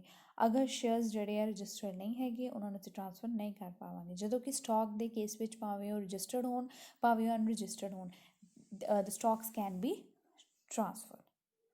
ਨੈਕਸਟ ਹੈ small units. A share is one of the number of individual units into which the capital is divided. ठीक है, ਜਿਹਦੇ ਵਿੱਚ ਕੀ ਆ, ਸ਼ੇਅਰ ਕੀ ਆ, ਐਕਚੁਅਲ ਵਿੱਚ ਸ਼ੇਅਰਸ ਹੀ ਹੈ ਜਿਹਦੀ ਸਮੋਲ ਯੂਨਿਟਸ ਨੇ, ਇਹਨਾਂ ਨੂੰ ਅਸੀਂ ਸਮੋਲ ਯੂਨਿਟਸ ਨੂੰ ਡਿਵਾਈਡ ਕੀਤਾ ਹੋਇਆ. ਸੋ ਸਾਡੇ 'ਤੇ ਡਿਪੈਂਡ ਹੈ, ਕੰਪਨੀ 'ਤੇ ਡਿਪੈਂਡ ਹੈ, 10 ਰੁਪੀਜ਼ ਦਾ ਸ਼ੇਅਰ ਦੇਣਾ, 15 ਦਾ ਦੇਣਾ, 20 ਦਾ ਦੇਣਾ. Where as a stock is in the form of fund which may be divided into the any desired amount. ਠੀਕ ਹੈ, ਸੋ ਸਮੋਲ ਯੂਨਿਟ ਕਿਹਦੀ ਹੁੰਦੀ ਹੈ, ਸ਼ੇਅਰਸ ਦੀ ਹੁੰਦੀ ਹੈ. ਸ਼ੇਅਰਸ ਵਿੱਚ ਅਸੀਂ ਕੀ ਉਹਨੂੰ ਸਮੋਲ ਯੂਨਿਟਸ ਦੇ ਵਿੱਚ ਡਿਵਾਈਡ ਕੀਤਾ ਹੋਇਆ ਵਾ, ਅਤੇ ਉਹਨਾਂ ਸਮੋਲ ਯੂਨਿਟਸ ਨੂੰ ਹੀ ਅਸੀਂ ਕੀ ਆ ਪਬਲਿਕ, ਜਨਰਲ ਪਬਲਿਕ ਨੂੰ ਕੀ ਆ ਇਸ਼ੂ ਕਰਦੇ ਹਾਂ. ਕਲੀਅਰ? ਸੋ ਇਹ ਸੀ ਬੱਚੇ difference between the shares and stock. Next ਬੱਚੇ ਟੋਪਿਕ ਹੈ ਇਸ਼ੂ ਆਫ ਸ਼ੇਅਰਸ. ਠੀਕ ਹੈ, ਸ਼ੇਅਰਸ ਅਸੀਂ ਇਸ਼ੂ ਕਰਨ ਲੱਗਿਆ ਕਿਹਨਾਂ ਗੱਲਾਂ ਦਾ ਧਿਆਨ ਰੱਖਣਾ ਹੈ. ਸਭ ਤੋਂ ਪਹਿਲਾਂ ਹੈ no allotment be made of any share of the company offered to the general public for subscription unless the minimum subscription stated in the prospectus has been received. ਜਦੋਂ ਤੱਕ ਸਾਨੂੰ ਕਿਸੇ ਸ਼ੇਅਰਸ 'ਤੇ, ਕਿਸੇ ਵੀ ਤਰ੍ਹਾਂ ਦੇ ਸ਼ੇਅਰਸ 'ਤੇ ਮਿਨੀਮਮ ਸਬਸਕ੍ਰਿਪਸ਼ਨ ਅਮਾਊਂਟ ਨਹੀਂ ਮਿਲਦੀ, ਅਸੀਂ ਉਦੋਂ ਤੱਕ ਜਿਹੜਾ ਉਹਨਾਂ ਸ਼ੇਅਰਸ ਨੂੰ ਇਸ਼ੂ ਨਹੀਂ ਕਰਨਾ. Minimum subscription is the minimum amount which is in the opinion of the directors must be received in cash by issue of those shares. ठीक है, मतलब ਮਿਨੀਮਮ ਸਬਸਕ੍ਰਿਪਸ਼ਨ ਉਹ ਮਿਨੀਮਮ ਅਮਾਊਂਟ ਹੈ ਜਿਹੜਾ ਕਿ ਡਾਇਰੈਕਟਰਸ ਵੱਲੋਂ ਡਿਸਾਈਡ ਕੀਤਾ ਗਿਆ, that must be received from the general public before the issue of shares. Clear? ਅਗਰ ਤਾਂ ਮਿਨੀਮਮ ਅਮਾਊਂਟ ਰਿਸੀਵ ਹੋ ਜਾਂਦਾ ਹੈ ਦੈਨ ਓਕੇ. ਠੀਕ ਹੈ, ਅਗਰ ਮਿਨੀਮਮ ਅਮਾਊਂਟ ਜਿਹੜਾ ਵਾ ਰਿਸੀਵ ਹੋ ਜਾਂਦਾ ਵਾ ਦੈਨ ਓਕੇ, ਬਟ ਅਗਰ ਉਹ ਜਿਹੜਾ ਅਮਾਊਂਟ ਹੈ ਨਹੀਂ ਰਿਸੀਵ ਹੁੰਦਾ, the sum payable on the application money is not received within the 30 days after the date of issue of prospectus. prospectus issue ਹੋ ਗਿਆ ਵਾ, ਅਸੀਂ shares ਨਹੀਂ issue ਕਰਨੇ till we have not received the minimum subscription amount within the 30 days. ਠੀਕ ਹੈ, ਅਗਰ ਨਹੀਂ ਰਿਸੀਵ ਹੁੰਦਾ ਤਾਂ ਫਿਰ ਅਸੀਂ ਜੋ ਵੀ ਐਪਲੀਕੇਸ਼ਨ ਮਨੀ ਉਹਨਾਂ ਵੱਲੋਂ ਆਈ ਹੋਈ ਹੈ ਜਨਰਲ ਪਬਲਿਕ ਵੱਲੋਂ, ਉਹ 15 ਡੇਜ਼ ਦੇ ਅੰਦਰ ਅੰਦਰ ਕੀ ਹੈ ਅਸੀਂ ਉਹਨਾਂ ਨੂੰ ਕੀ ਆ ਵਾਪਸ ਕਰ ਦੇਣੀ ਹੈ. 15 ਡੇਜ਼ ਦੇ ਅੰਦਰ ਅੰਦਰ ਅਸੀਂ ਉਹਨਾਂ ਨੂੰ ਕੀ ਹੈ ਵਾਪਸ ਕਰ ਦੇਣਾ ਵਾ. ਸੋ ਅਗਰ ਤਾਂ ਸਾਨੂੰ ਮਿਨੀਮਮ ਅਮਾਊਂਟ ਜਿਹੜਾ ਵਾ ਰਿਸੀਵ ਹੋ ਜਾਂਦਾ ਦੈਨ ਓਕੇ, ਅਗਰ ਨਹੀਂ ਰਿਸੀਵ ਹੁੰਦਾ ਦੈਨ ਵਿਦਿਨ 30 ਡੇਜ਼ ਜਿਹੜਾ ਵਾ ਅਸੀਂ ਵੇਟ ਕਰਨੀ ਆ. ਦੈਨ ਫਿਰ ਉਹਨੂੰ 15 ਦਿਨ ਦੇ ਅੰਦਰ ਅੰਦਰ ਜਿਹੜਾ ਵੀ ਐਪਲੀਕੇਸ਼ਨ ਅਮਾਊਂਟ, ਅਗਰ ਮਿਨੀਮਮ ਸਬਸਕ੍ਰਿਪਸ਼ਨ ਨਹੀਂ ਆਇਆ ਦੈਨ ਐਪਲੀਕੇਸ਼ਨ ਮਨੀ ਜਿਹੜੀ ਮਿਨੀਮਮ ਆਈ ਹੋਏਗੀ ਉਹਨੂੰ ਅਸੀਂ ਵਾਪਸ ਕਰ ਦੇਣਾ ਵਾ. ਅਦਰਵਾਈਜ਼ ਅਗਰ ਅਸੀਂ 15 ਦਿਨ ਦੇ ਅੰਦਰ ਅੰਦਰ ਨਹੀਂ ਕਰਦੇ ਤਾਂ ਫਿਰ ਸਾਨੂੰ ਉਹ ਅਮਾਊਂਟ ਜਿਹੜਾ ਵਾ ਵਿਦ ਇੰਟਰਸਟ ਐਟ 15% ਪਰ ਐਨਮ ਜਿਹੜਾ ਇੰਟਰਸਟ ਜਿਹੜਾ ਵਾ ਉਹਦੇ ਨਾਲ ਰੀਪੇ ਕਰਨਾ ਪਏਗਾ.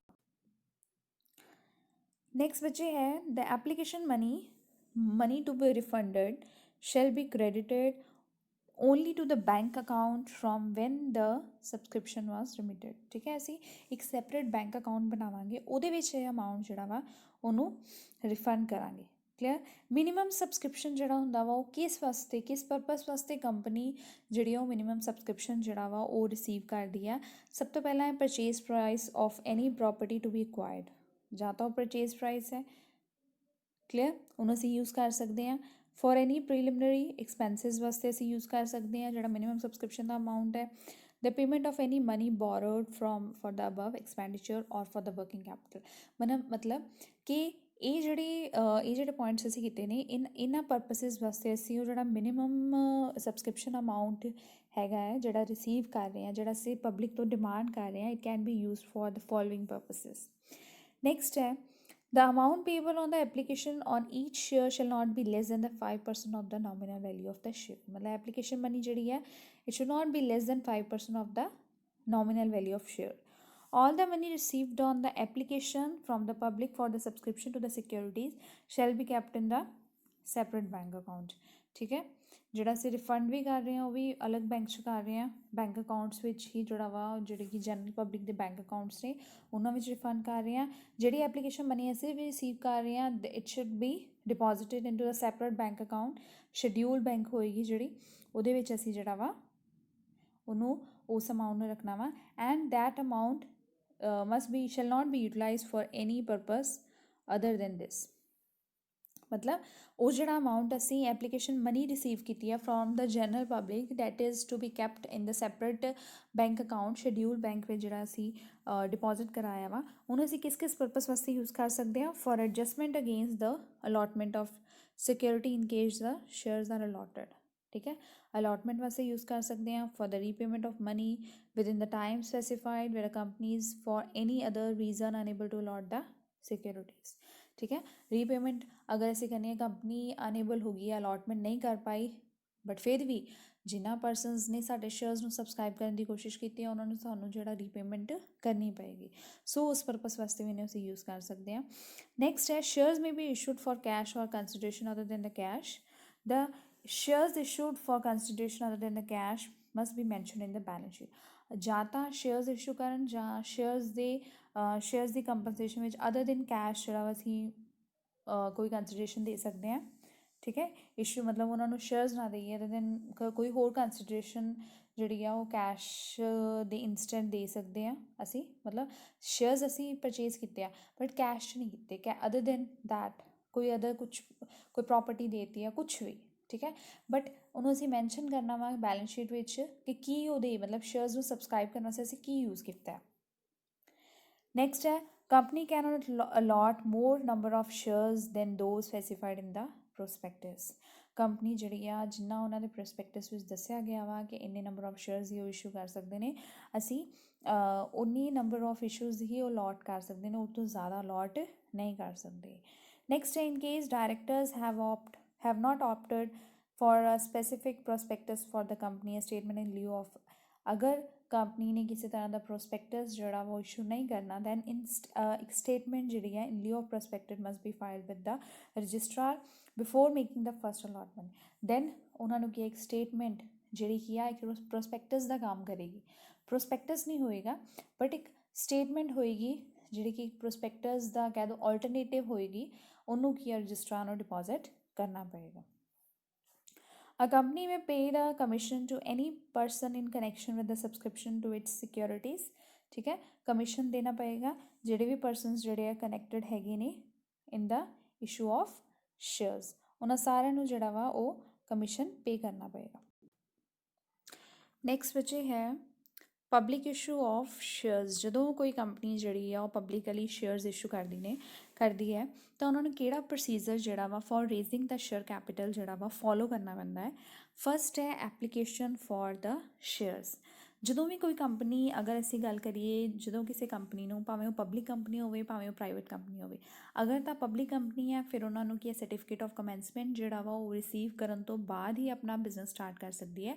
ਬਟ ਪ੍ਰਾਈਵੇਟ ਕੰਪਨੀ ਦੇ ਕੇਸ ਵਿੱਚ ਕੀ ਆ ਸਰਟੀਫਿਕੇਟ ਆਫ ਇਨਕੋਰਪੋਰੇਸ਼ਨ ਤੋਂ ਬਾਅਦ ਵੀ ਜਿਹੜਾ ਉਹ ਆਪਣਾ ਬਿਜ਼ਨਸ ਸਟਾਰਟ ਕਰ ਸਕਦੇ ਨੇ। ਸੋ ਜਦੋਂ ਸਰਟੀਫਿਕੇਟ ਆਫ ਕਮੈਂਸਮੈਂਟ ਮਿਲ ਗਿਆ ਉਸ ਤੋਂ ਬਾਅਦ ਪਬਲਿਕ ਕੰਪਨੀ ਨੇ ਕੀ ਆ ਸ਼ੇਅਰਸ ਇਸ਼ੂ ਕਰਨੇ ਆ। ਠੀਕ ਹੈ।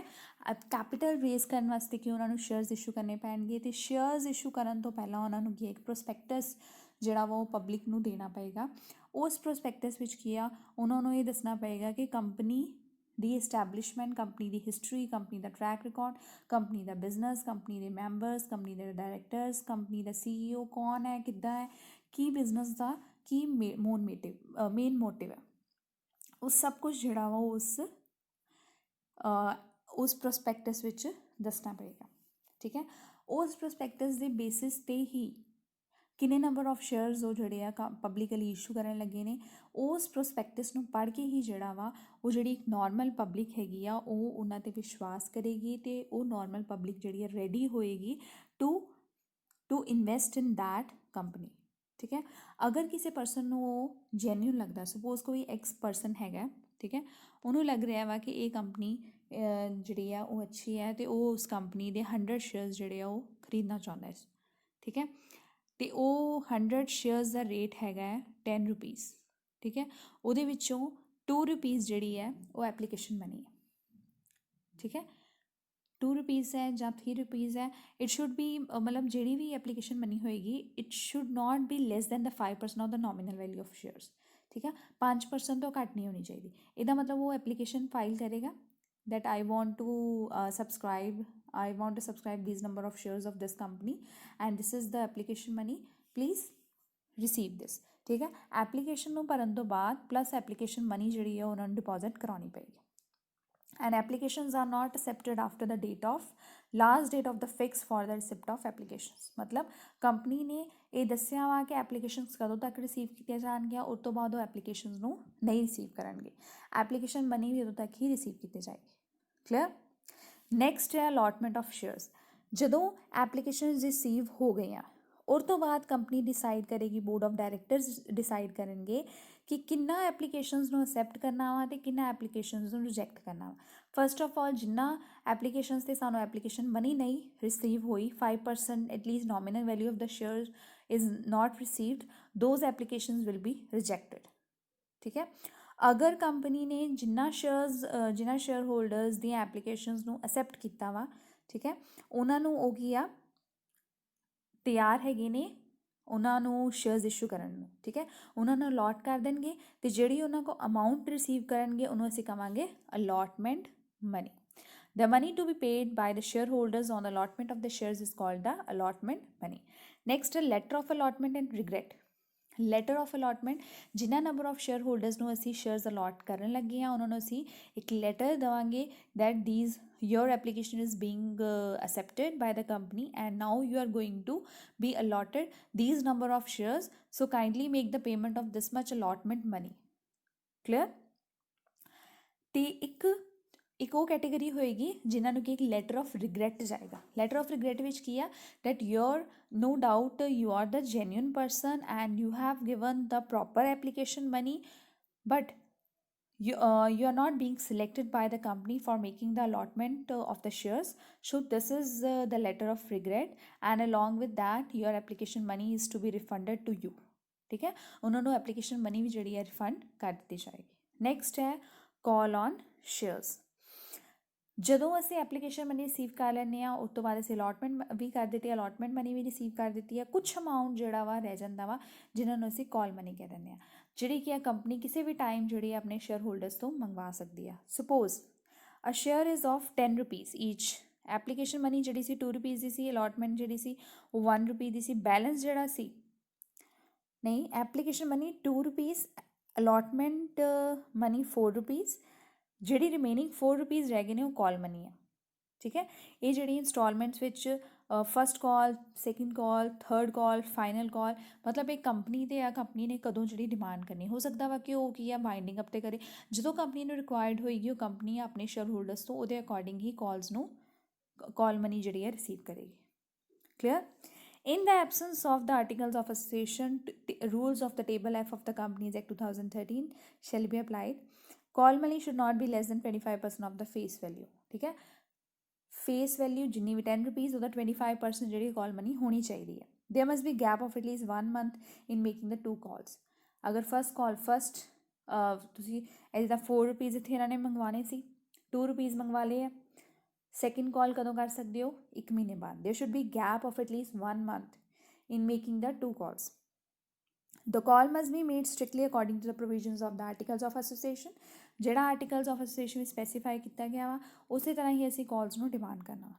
And there should be at least 14 days notice before specifying the shareholders to pay the amount of calls. ਮਤਲਬ ਅਸੀਂ 14 days ਦਾ notice ਦੇਵਾਂਗੇ ਕਿਹਨਾਂ ਨੂੰ? shareholders ਨੂੰ, ਕਿ ਉਹ ਕੀ ਆ ਆਪਣਾ call money ਜਿਹੜੀ ਆ ਉਹ pay ਕਰ ਦੇਣ। ਕਲੀਅਰ? ਵਿਦਆਊਟ ਨੋਟਿਸ ਅਸੀਂ ਉਹਨਾਂ ਤੋਂ ਡਿਮਾਂਡ ਨਹੀਂ ਕਰਾਂਗੇ। ਨੈਕਸਟ ਹੈ ਬੱਚੇ issue price of the shares, ਮਤਲਬ ਜਿਹੜੇ ਅਸੀਂ ਸ਼ੇਅਰਸ ਇਸ਼ੂ ਕੀਤੇ ਨੇ ਉਹਨਾਂ ਨੂੰ ਅਸੀਂ ਕਿਸ ਕਿਸ ਪ੍ਰਾਈਸ 'ਤੇ ਇਸ਼ੂ ਕਰ ਸਕਦੇ ਹਾਂ। ਫਸਟ ਹੈ ਐਟ ਪਾਰ।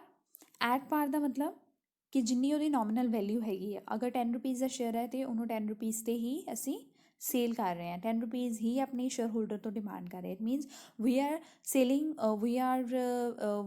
Selling the share at par. ठीक है?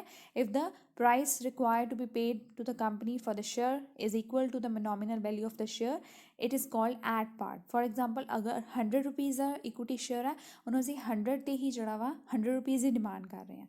नेक्स्ट है at a premium. If the price required to be paid to the company for the share is more than the nominal value of that share, it is called at premium. मतलब असी premium demand कर रहे हैं। 100 rupees के shares ते असी 120 demand कर रहे हैं, ਇਹਦਾ मतलब 20 रुपीज़ की आ प्रीमियम आ। नेक्स्ट है at discount. If the price required to be paid to the company is less than the nominal value of the share, that is called at discount. मतलब असी कंपनी का शेयर हैगा सी 100 rupees, असी ਉਹ ਤੋਂ receive किए 90 rupees. It मीनस असी उन्होंने की 10 रुपीज़ का डिस्काउंट दिता।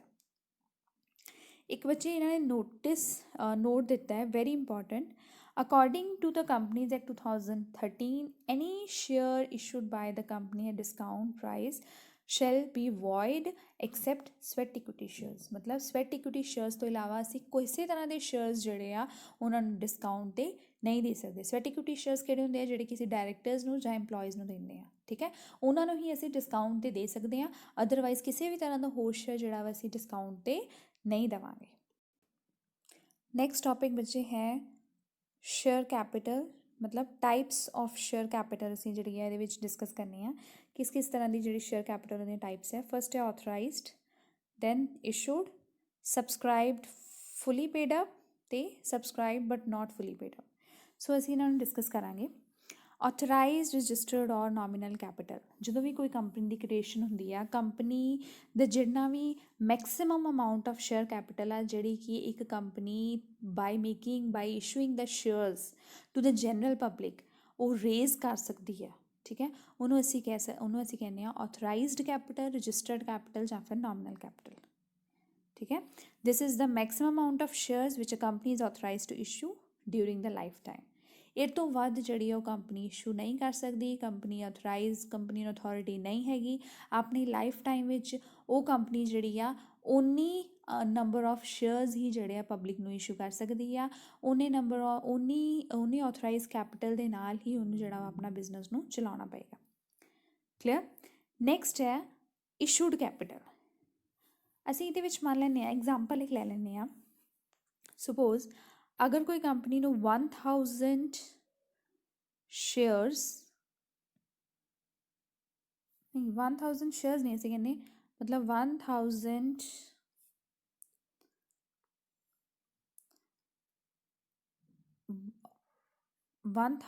करोड़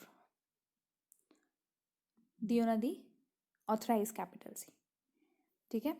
1000 ਕਰੋੜ ਦੀ ਆਥੋਰਾਈਜ਼ ਕੈਪੀਟਲ, ਠੀਕ ਹੈ, ਜਿਹਦੇ ਵਿੱਚ ਮਤਲਬ 1000 ਕਰੋੜ ਦੇ ਸ਼ੇਅਰਸ ਜਿਹੜੇ ਉਹ ਕੰਪਨੀ ਇਸ਼ੂ ਕਰ ਸਕਦੀ ਆ, ਭਾਵੇਂ ਉਹ ਪਹਿਲੇ ਸਾਲ 'ਚ ਹੀ ਕਰਦੇ, ਭਾਵੇਂ ਉਹ ਆਉਣ ਵਾਲੇ ਟਾਈਮ ਵਿੱਚ ਕਰਦੇ। ਨੋਰਮਲੀ ਕੋਈ ਵੀ ਕੰਪਨੀ ਜਿਹੜੀ ਆ ਉਹ ਪਹਿਲਾਂ ਜਿੰਨੀ ਉਹਨਾਂ ਨੇ ਇਨੀਸ਼ੀਅਲ ਰਿਕੁਆਇਰਮੈਂਟ ਹੁੰਦੀ ਆ ਉਨੀ ਹੀ ਉਹ ਇਸ਼ੂ ਕਰਦੇ ਨੇ, ਉਸ ਤੋਂ ਬਾਅਦ ਲੇਟਰ ਔਨ ਜਿਹੜੇ ਉਹਨਾਂ ਨੂੰ ਇਸ਼ੂ ਕਰ ਸਕਦੇ ਨੇ। ਸਪੋਜ਼ ਕਿਸੇ ਕੰਪਨੀ ਜਿਹੜੇ ਆ ਉਹਨਾਂ ਨੇ 100 ਕਰੋੜ ਜਿਹੜਾ ਵਾ ਉਹ ਇਸ਼ੂ ਕਰ ਦਿੱਤਾ, 100 ਕਰੋੜ। ਇਟ ਮੀਨਸ ਉਹਨਾਂ ਨੇ 100 ਕਰੋੜ ਜਿਹੜੀ ਆ ਉਹ ਕੈਪੀਟਲ, 100 ਕਰੋੜ ਦੀ ਕੈਪੀਟਲ ਰੇਜ਼ ਕਰਨ ਲਈ ਉਹਨਾਂ ਨੇ ਕੀਆ 100 ਰੁਪੀਜ਼ ਪਰ ਸ਼ੇਅਰ, 100 ਰੁਪੀਜ਼ ਪਰ ਸ਼ੇਅਰ ਜਿਹੜਾ ਵਾ ਉਹ 100 ਰੁਪੀਜ਼ ਪਰ ਸ਼ੇਅਰ ਜਿਹੜੇ ਆ ਉਹ ਇਸ਼ੂ ਕੀਤੇ ਨੇ। ਇਟ ਮੀਨਸ ਸ਼ੇਅਰਸ ਕਿੰਨੇ ਹੋਣਗੇ? 1 ਕਰੋੜ। 1 ਕਰੋੜ ਸ਼ੇਅਰ ਉਹਨਾਂ ਨੇ ਇਸ਼ੂ ਕਰ ਦਿੱਤੇ ਨੇ। ਆਥੋਰਾਈਜ਼ ਕੈਪੀਟਲ ਹੋ ਗਈ ਜਿਹੜੀ ਕੀ ਆ ਕੰਪਨੀ ਨੂੰ ਅਥੋਰਿਟੀ ਹੈ ਕਿ ਉਹ ਕੀ ਆ ਰੇਜ਼ ਕਰ ਸਕਦੀ ਹੈ। ਰੇਜ਼ ਕਿੰਨੀ ਕਰ ਸਕਦੀ ਸੀ? 1000 ਕਰੋੜ। ਬਟ ਉਹਨਾਂ ਨੇ ਕਿੰਨੇ ਕੀਤੇ? 1000 ਵਿੱਚੋਂ ਸਿਰਫ 100 ਕਰੋੜ ਕੀਤਾ। 100 ਕਰੋੜ ਉਹਦੀ ਡਿਨੋਮੀਨੇਸ਼ਨ ਕੀ ਸੀ? ਇੱਕ ਸ਼ੇਅਰ ਦੀ 100 ਰੁਪੀਜ਼। ਠੀਕ ਹੈ, ਇਟ ਮੀਨਸ ਉਹਨਾਂ ਨੇ ਕਿੰਨੇ ਸ਼ੇਅਰਸ ਲੈ ਕੇ ਆਉਂਦੇ? 1 ਕਰੋੜ। 1 ਕਰੋੜ ਸ਼ੇਅਰ ਜਿਹੜੇ ਉਹਨਾਂ ਨੇ ਮਾਰਕੀਟ ਵਿੱਚ ਲੈ ਕੇ ਆਉਂਦੇ। ਸੋ 1 ਕਰੋੜ ਜਿਹੜੇ ਸ਼ੇਅਰਸ ਜਿਹੜੇ ਨੇ ਉਹ ਉਹਨਾਂ ਦੀ ਕਿਹੜੀ ਕੈਪੀਟਲ ਹੋ ਗਈ? Issued capital. ਕਲੀਅਰ? ਹੁਣ ਉਹ 1 ਕਰੋੜ ਸ਼ੇਅਰਸ ਦੇ ਵਿੱਚੋਂ ਜਿਹੜੇ 1 ਕਰੋੜ ਸ਼ੇਅਰਸ ਨੇ 1 ਕਰੋੜ ਸ਼ੇਅਰਸ ਦੇ ਵਿੱਚੋਂ ਹੋ ਸਕਦਾ ਵਾ ਕਿ ਕੁਝ ਪਬਲਿਕ ਨੇ ਜਿਹੜਾ ਵਾ ਉਹ ਸ਼ੇਅਰਸ ਜਿਹੜੇ ਸਬਸਕ੍ਰਾਈਬ ਕਰ ਲਏ ਹੋਣ, ਕਈਆਂ ਨੇ ਨਾ ਕੀਤੇ ਹੋਣ। ਸੋ ਅਗਰ 1 ਕਰੋੜ ਸ਼ੇਅਰ ਵਿੱਚੋਂ 50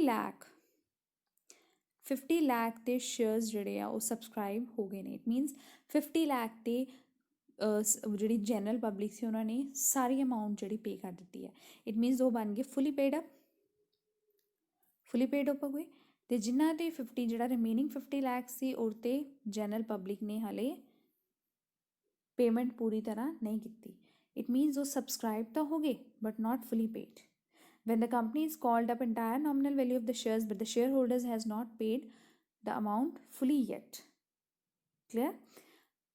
1000 ਬੱਚੇ ਇੱਕ ਵਾਰੀ ਫੇਰ ਮੈਂ ਤੁਹਾਨੂੰ ਦੱਸ ਦਿੰਦੀ 1000 ਕਰੋੜ ਜਿਹੜੀ ਸੀ ਉਹਨਾਂ ਨੂੰ ਅਥੋਰਾਈਜ਼ ਸੀ। 100 ਕਰੋੜ ਜਿਹੜੀ ਆ ਉਹਨਾਂ ਨੇ 100 ਕਰੋੜ ਜਿਹਦੇ ਵਿੱਚ ਕੀ 1 ਕਰੋੜ ਸ਼ੇਅਰਸ 100 ਰੁਪੀਜ਼ ਈਚ ਸੀ ਨਾ, ਇਹ ਉਹਨਾਂ ਨੇ ਇਸ਼ੂ ਕੀਤੀ। 50 ਲੱਖ ਜਿਹੜਾ ਵਾ fully subscribed capital, fully paid up, and 50 lakh subscribed but not fully paid up. Clear? ਇਹ ਜਿਹੜਾ ਸੀ fully paid ਨਹੀਂ ਹੈਗਾ ਸੀ। ਇਹ ਅਸੀਂ ਨੈਕਸਟ ਵਿੱਚ ਇੱਕ ਹੋਰ ਕਲਾਸੀਫਿਕੇਸ਼ਨ ਆ ਜਾਂਦੀ ਆ ਕਾਲਡ ਅਪ। ਕਾਲਡ ਅਪ ਦਾ ਮਤਲਬ ਕੰਪਨੀ ਨੇ ਕਿੰਨੇ ਕਾਲ ਕੀਤੇ। ਸਪੋਜ਼ ਅਗਰ 100 ਰੁਪੀਜ਼ ਦਾ ਸ਼ੇਅਰ ਹੈ, ਅਗਰ ਕੰਪਨੀ ਨੇ ਉਹਦੇ ਵਿੱਚੋਂ 40 ਰੁਪੀਜ਼ ਹੀ ਮੰਗਵਾਏ ਆ, ਠੀਕ ਹੈ, ਇਟ ਮੀਨਸ 40 ਰੁਪੀਜ਼ ਜਿਹੜੇ ਹੋ ਗਏ ਉਹ ਕਾਲਡ ਅਪ ਹੋ ਗਏ, 60 ਜਿਹੜੇ ਹੋ ਗਏ ਉਹ ਹਲੇ ਕਾਲ ਨਹੀਂ ਕੀਤੇ ਗਏ। ਠੀਕ ਹੈ, ਇਹਦਾ ਮਤਲਬ ਉਹ ਜਿਹੜੀ ਕੈਪੀਟਲ ਜਿਹੜੀ ਕਿ ਕਾਲ ਕੀਤੀ ਗਈ ਹੈ ਕੰਪਨੀ ਵੱਲੋਂ ਉਹਨੂੰ ਅਸੀਂ ਕਹਾਂਗੇ ਕਾਲਡ ਅਪ ਕੈਪੀਟਲ। ਲਾਈਕ ਇਸ ਕੇਸ ਵਿੱਚ ਅਸੀਂ ਜਿਹੜੇ ਐਗਜ਼ਾਮਪਲ ਪੜ੍ਹ ਲੈਂਦੇ ਹਾਂ, if 10,000 shares of the 100 ਈਚ have been subscribed by the public and the company has asked the shareholders to pay 60, then called up capital of the company will be 6 lakh। मतलब 6 lakh ही होएगा क्योंकि 60 rupees उन्होंने demand किए हैं। 40 rupees जी uncalled capital आ जाएगी। Clear? Next है paid up capital. That part of the called up capital which is actually paid by the members is known as paid up capital. मतलब उन्होंने 60 रुपीज़ ਜਿਹੜੇ ਸੀ ਕਾਲ ਕੀਤੇ ਸੀ, ਕੰਪਨੀ ਨੇ 60 ਰੁਪੀਜ਼ ਕਾਲ ਕੀਤੇ। ਸਪੋਜ਼ ਅਗਰ ਕਿਸੇ ਨੇ 40 ਰੁਪੀਜ਼ ਹੀ ਪੇ ਕੀਤੇ ਆ ਪਰ ਸ਼ੇਅਰ, ਇਟ ਮੀਨਸ ਉਹਨਾਂ ਨੂੰ ਰਿਸੀਵ ਹੋਣੀ ਸੀ ਕਾਲਡ ਅਪ ਕੈਪੀਟਲ 6 ਲੱਖ ਦੀ, ਬਟ ਉਹਨਾਂ ਨੂੰ ਰਿਸੀਵ ਕਿੰਨੀ ਹੋਈ 4 ਲੱਖ ਦੀ।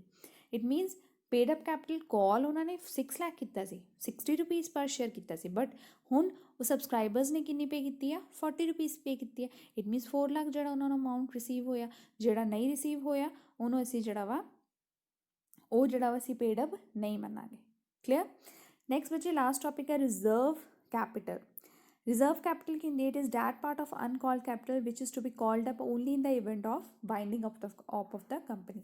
लाइक अगर 60 रुपीज़ इस केस विच जिहड़ा वा ਉਹ ਉਹਨਾਂ ਨੇ कॉल ਕੀਤਾ ਸੀ, ठीक है, इस केस विच जिहड़ी कॉल्ड अप कैपिटल सी ਉਹ हैगी सी 60 रुपीज़ ਦੀ कॉल्ड अप कैपिटल सी, ठीक है। 40 रुपीज़ ਜਿਹੜੇ ਸੀ ਰਿਮੇਨਿੰਗ ਰਹਿ ਗਏ ਸੀ, ਠੀਕ ਹੈ। ਉਹਨਾਂ 40 ਵਿੱਚੋਂ ਜਿਹੜਾ ਵਾ ਉਹ ਜਿਹੜੇ ਕਾਲ ਨਹੀਂ ਕੀਤੇ ਗਏ ਉਹ ਅਸੀਂ ਕਦੋਂ ਕਰਾਂਗੇ? ਅਗਰ ਕੰਪਨੀ ਨੇ ਇਹ ਸੋਚ ਰੱਖਿਆ ਵਾ ਕਿ ਇਸ 40 ਰੁਪੀਜ਼ ਨੂੰ ਅਸੀਂ ਜਦੋਂ ਕੰਪਨੀ ਵਾਈਂਡ ਅਪ ਹੋਣ ਲੱਗੇਗੀ ਉਦੋਂ ਅਸੀਂ ਡਿਮਾਂਡ ਕਰਾਂਗੇ, ਉਦੋਂ ਅਸੀਂ ਜਿਹੜਾ ਵਾ ਇਸ ਕਾਲਡ ਅਪ ਕੈਪੀਟਲ ਨੂੰ ਯੂਜ਼ ਕਰਾਂਗੇ, ਉਹਨੂੰ ਅਸੀਂ ਕਹਿ ਦਾਂਗੇ ਰਿਜ਼ਰਵ ਕੈਪੀਟਲ। 40 ਰੁਪੀਜ਼ ਦੇ ਕੀ ਹੋ ਗਏ? Reserve capital. So it is that part of the uncalled capital which is to be called up only in the event of the winding of the company, ਠੀਕ ਹੈ। Last, a difference between the reserve capital and the capital reserve. Reserve capital, it is uncalled portion of the share capital ਜਿਹੜਾ ਅਸੀਂ ਕਾਲ ਨਹੀਂ ਕੀਤਾ। ਜਦੋਂ ਕਿ capital reserve ਕੀ ਹੈ? It is that part of the capital profit which is not free for the distribution as a dividend, ठीक है। Capital reserve ਹੁੰਦਾ ਵਾ ਪ੍ਰੋਫਿਟਸ ਦਾ ਉਹ ਪਾਰਟ ਜਿਹਨੂੰ ਅਸੀਂ ਡਿਵੀਡੈਂਡ ਦੇ ਤੌਰ 'ਤੇ ਡਿਸਟਰੀਬਿਊਟ ਕਰਨ ਲਈ ਤਿਆਰ ਨਹੀਂ ਆ। ਨੈਕਸਟ ਹੈ time of use. It can B called up only in the case of event in case of winding up। Reserve capital ਨੂੰ ਅਸੀਂ ਕਦੋਂ ਕਾਲ ਕਰਾਂਗੇ, ਜਦੋਂ ਵਾਈਂਡ ਅਪ ਹੋਣ ਲੱਗੇਗੀ। And capital reserve can be used during the whole life of the company। benefit, reserve capital can't be used for writing up of the capital losses। ਅਗਰ company ਨੂੰ ਕਿਸੇ ਤਰ੍ਹਾਂ ਦੇ losses ਹੋ ਗਏ ਨੇ ਉਸ ਕੇਸ ਵਿੱਚ ਕੰਪਨੀ ਜਿਹੜੀ ਹੈ ਰਿਜ਼ਰਵ ਕੈਪੀਟਲ ਨਹੀਂ ਯੂਜ਼ ਕਰ ਸਕਦੀ। But the capital reserves can be used for writing of the capital losses। Form reserve capital की it is not a realised form क्योंकि असी अमाउंट रिसीव नहीं किया। बट कैपिटल रिजर्व किया it is normally appears in the realised form क्योंकि असी वो earn कर चुके हैं कि कैपिटल प्रॉफिट्स ने and that capital profits can be used for writing up off the capital losses. So बच्चे ये सी अपना अज का थ्रिएटिकल पार्ट। ये असी पूरी तरह जी companies account which share capital की जी थ्रिएटिकल पार्ट में असी डिस्कस कर चुके हैं। क्लीयर। हुण असी नैक्सट जो लैक्चर लैके आवांगे उहदे विच असी इहदे की आ प्रैक्टिकल्स जिहड़े डिस्कस करांगे। मेन एंट्रीज जिहड़ा किद्दां होंदियां वा, ठीक है, वो असी सब कुछ जो भी असी कीता वा कि कंपनी इदा इशू कर रही है, अलॉटमेंट कर रही है, कॉलअप कर रही है, ठीक है, उन्हां दी असी एंट्रीज किद्दां पाउणियां वा वो असी अपने नैक्सट लैक्चर विच जिहड़ा वा सीखांगे। Okay, thank you so much.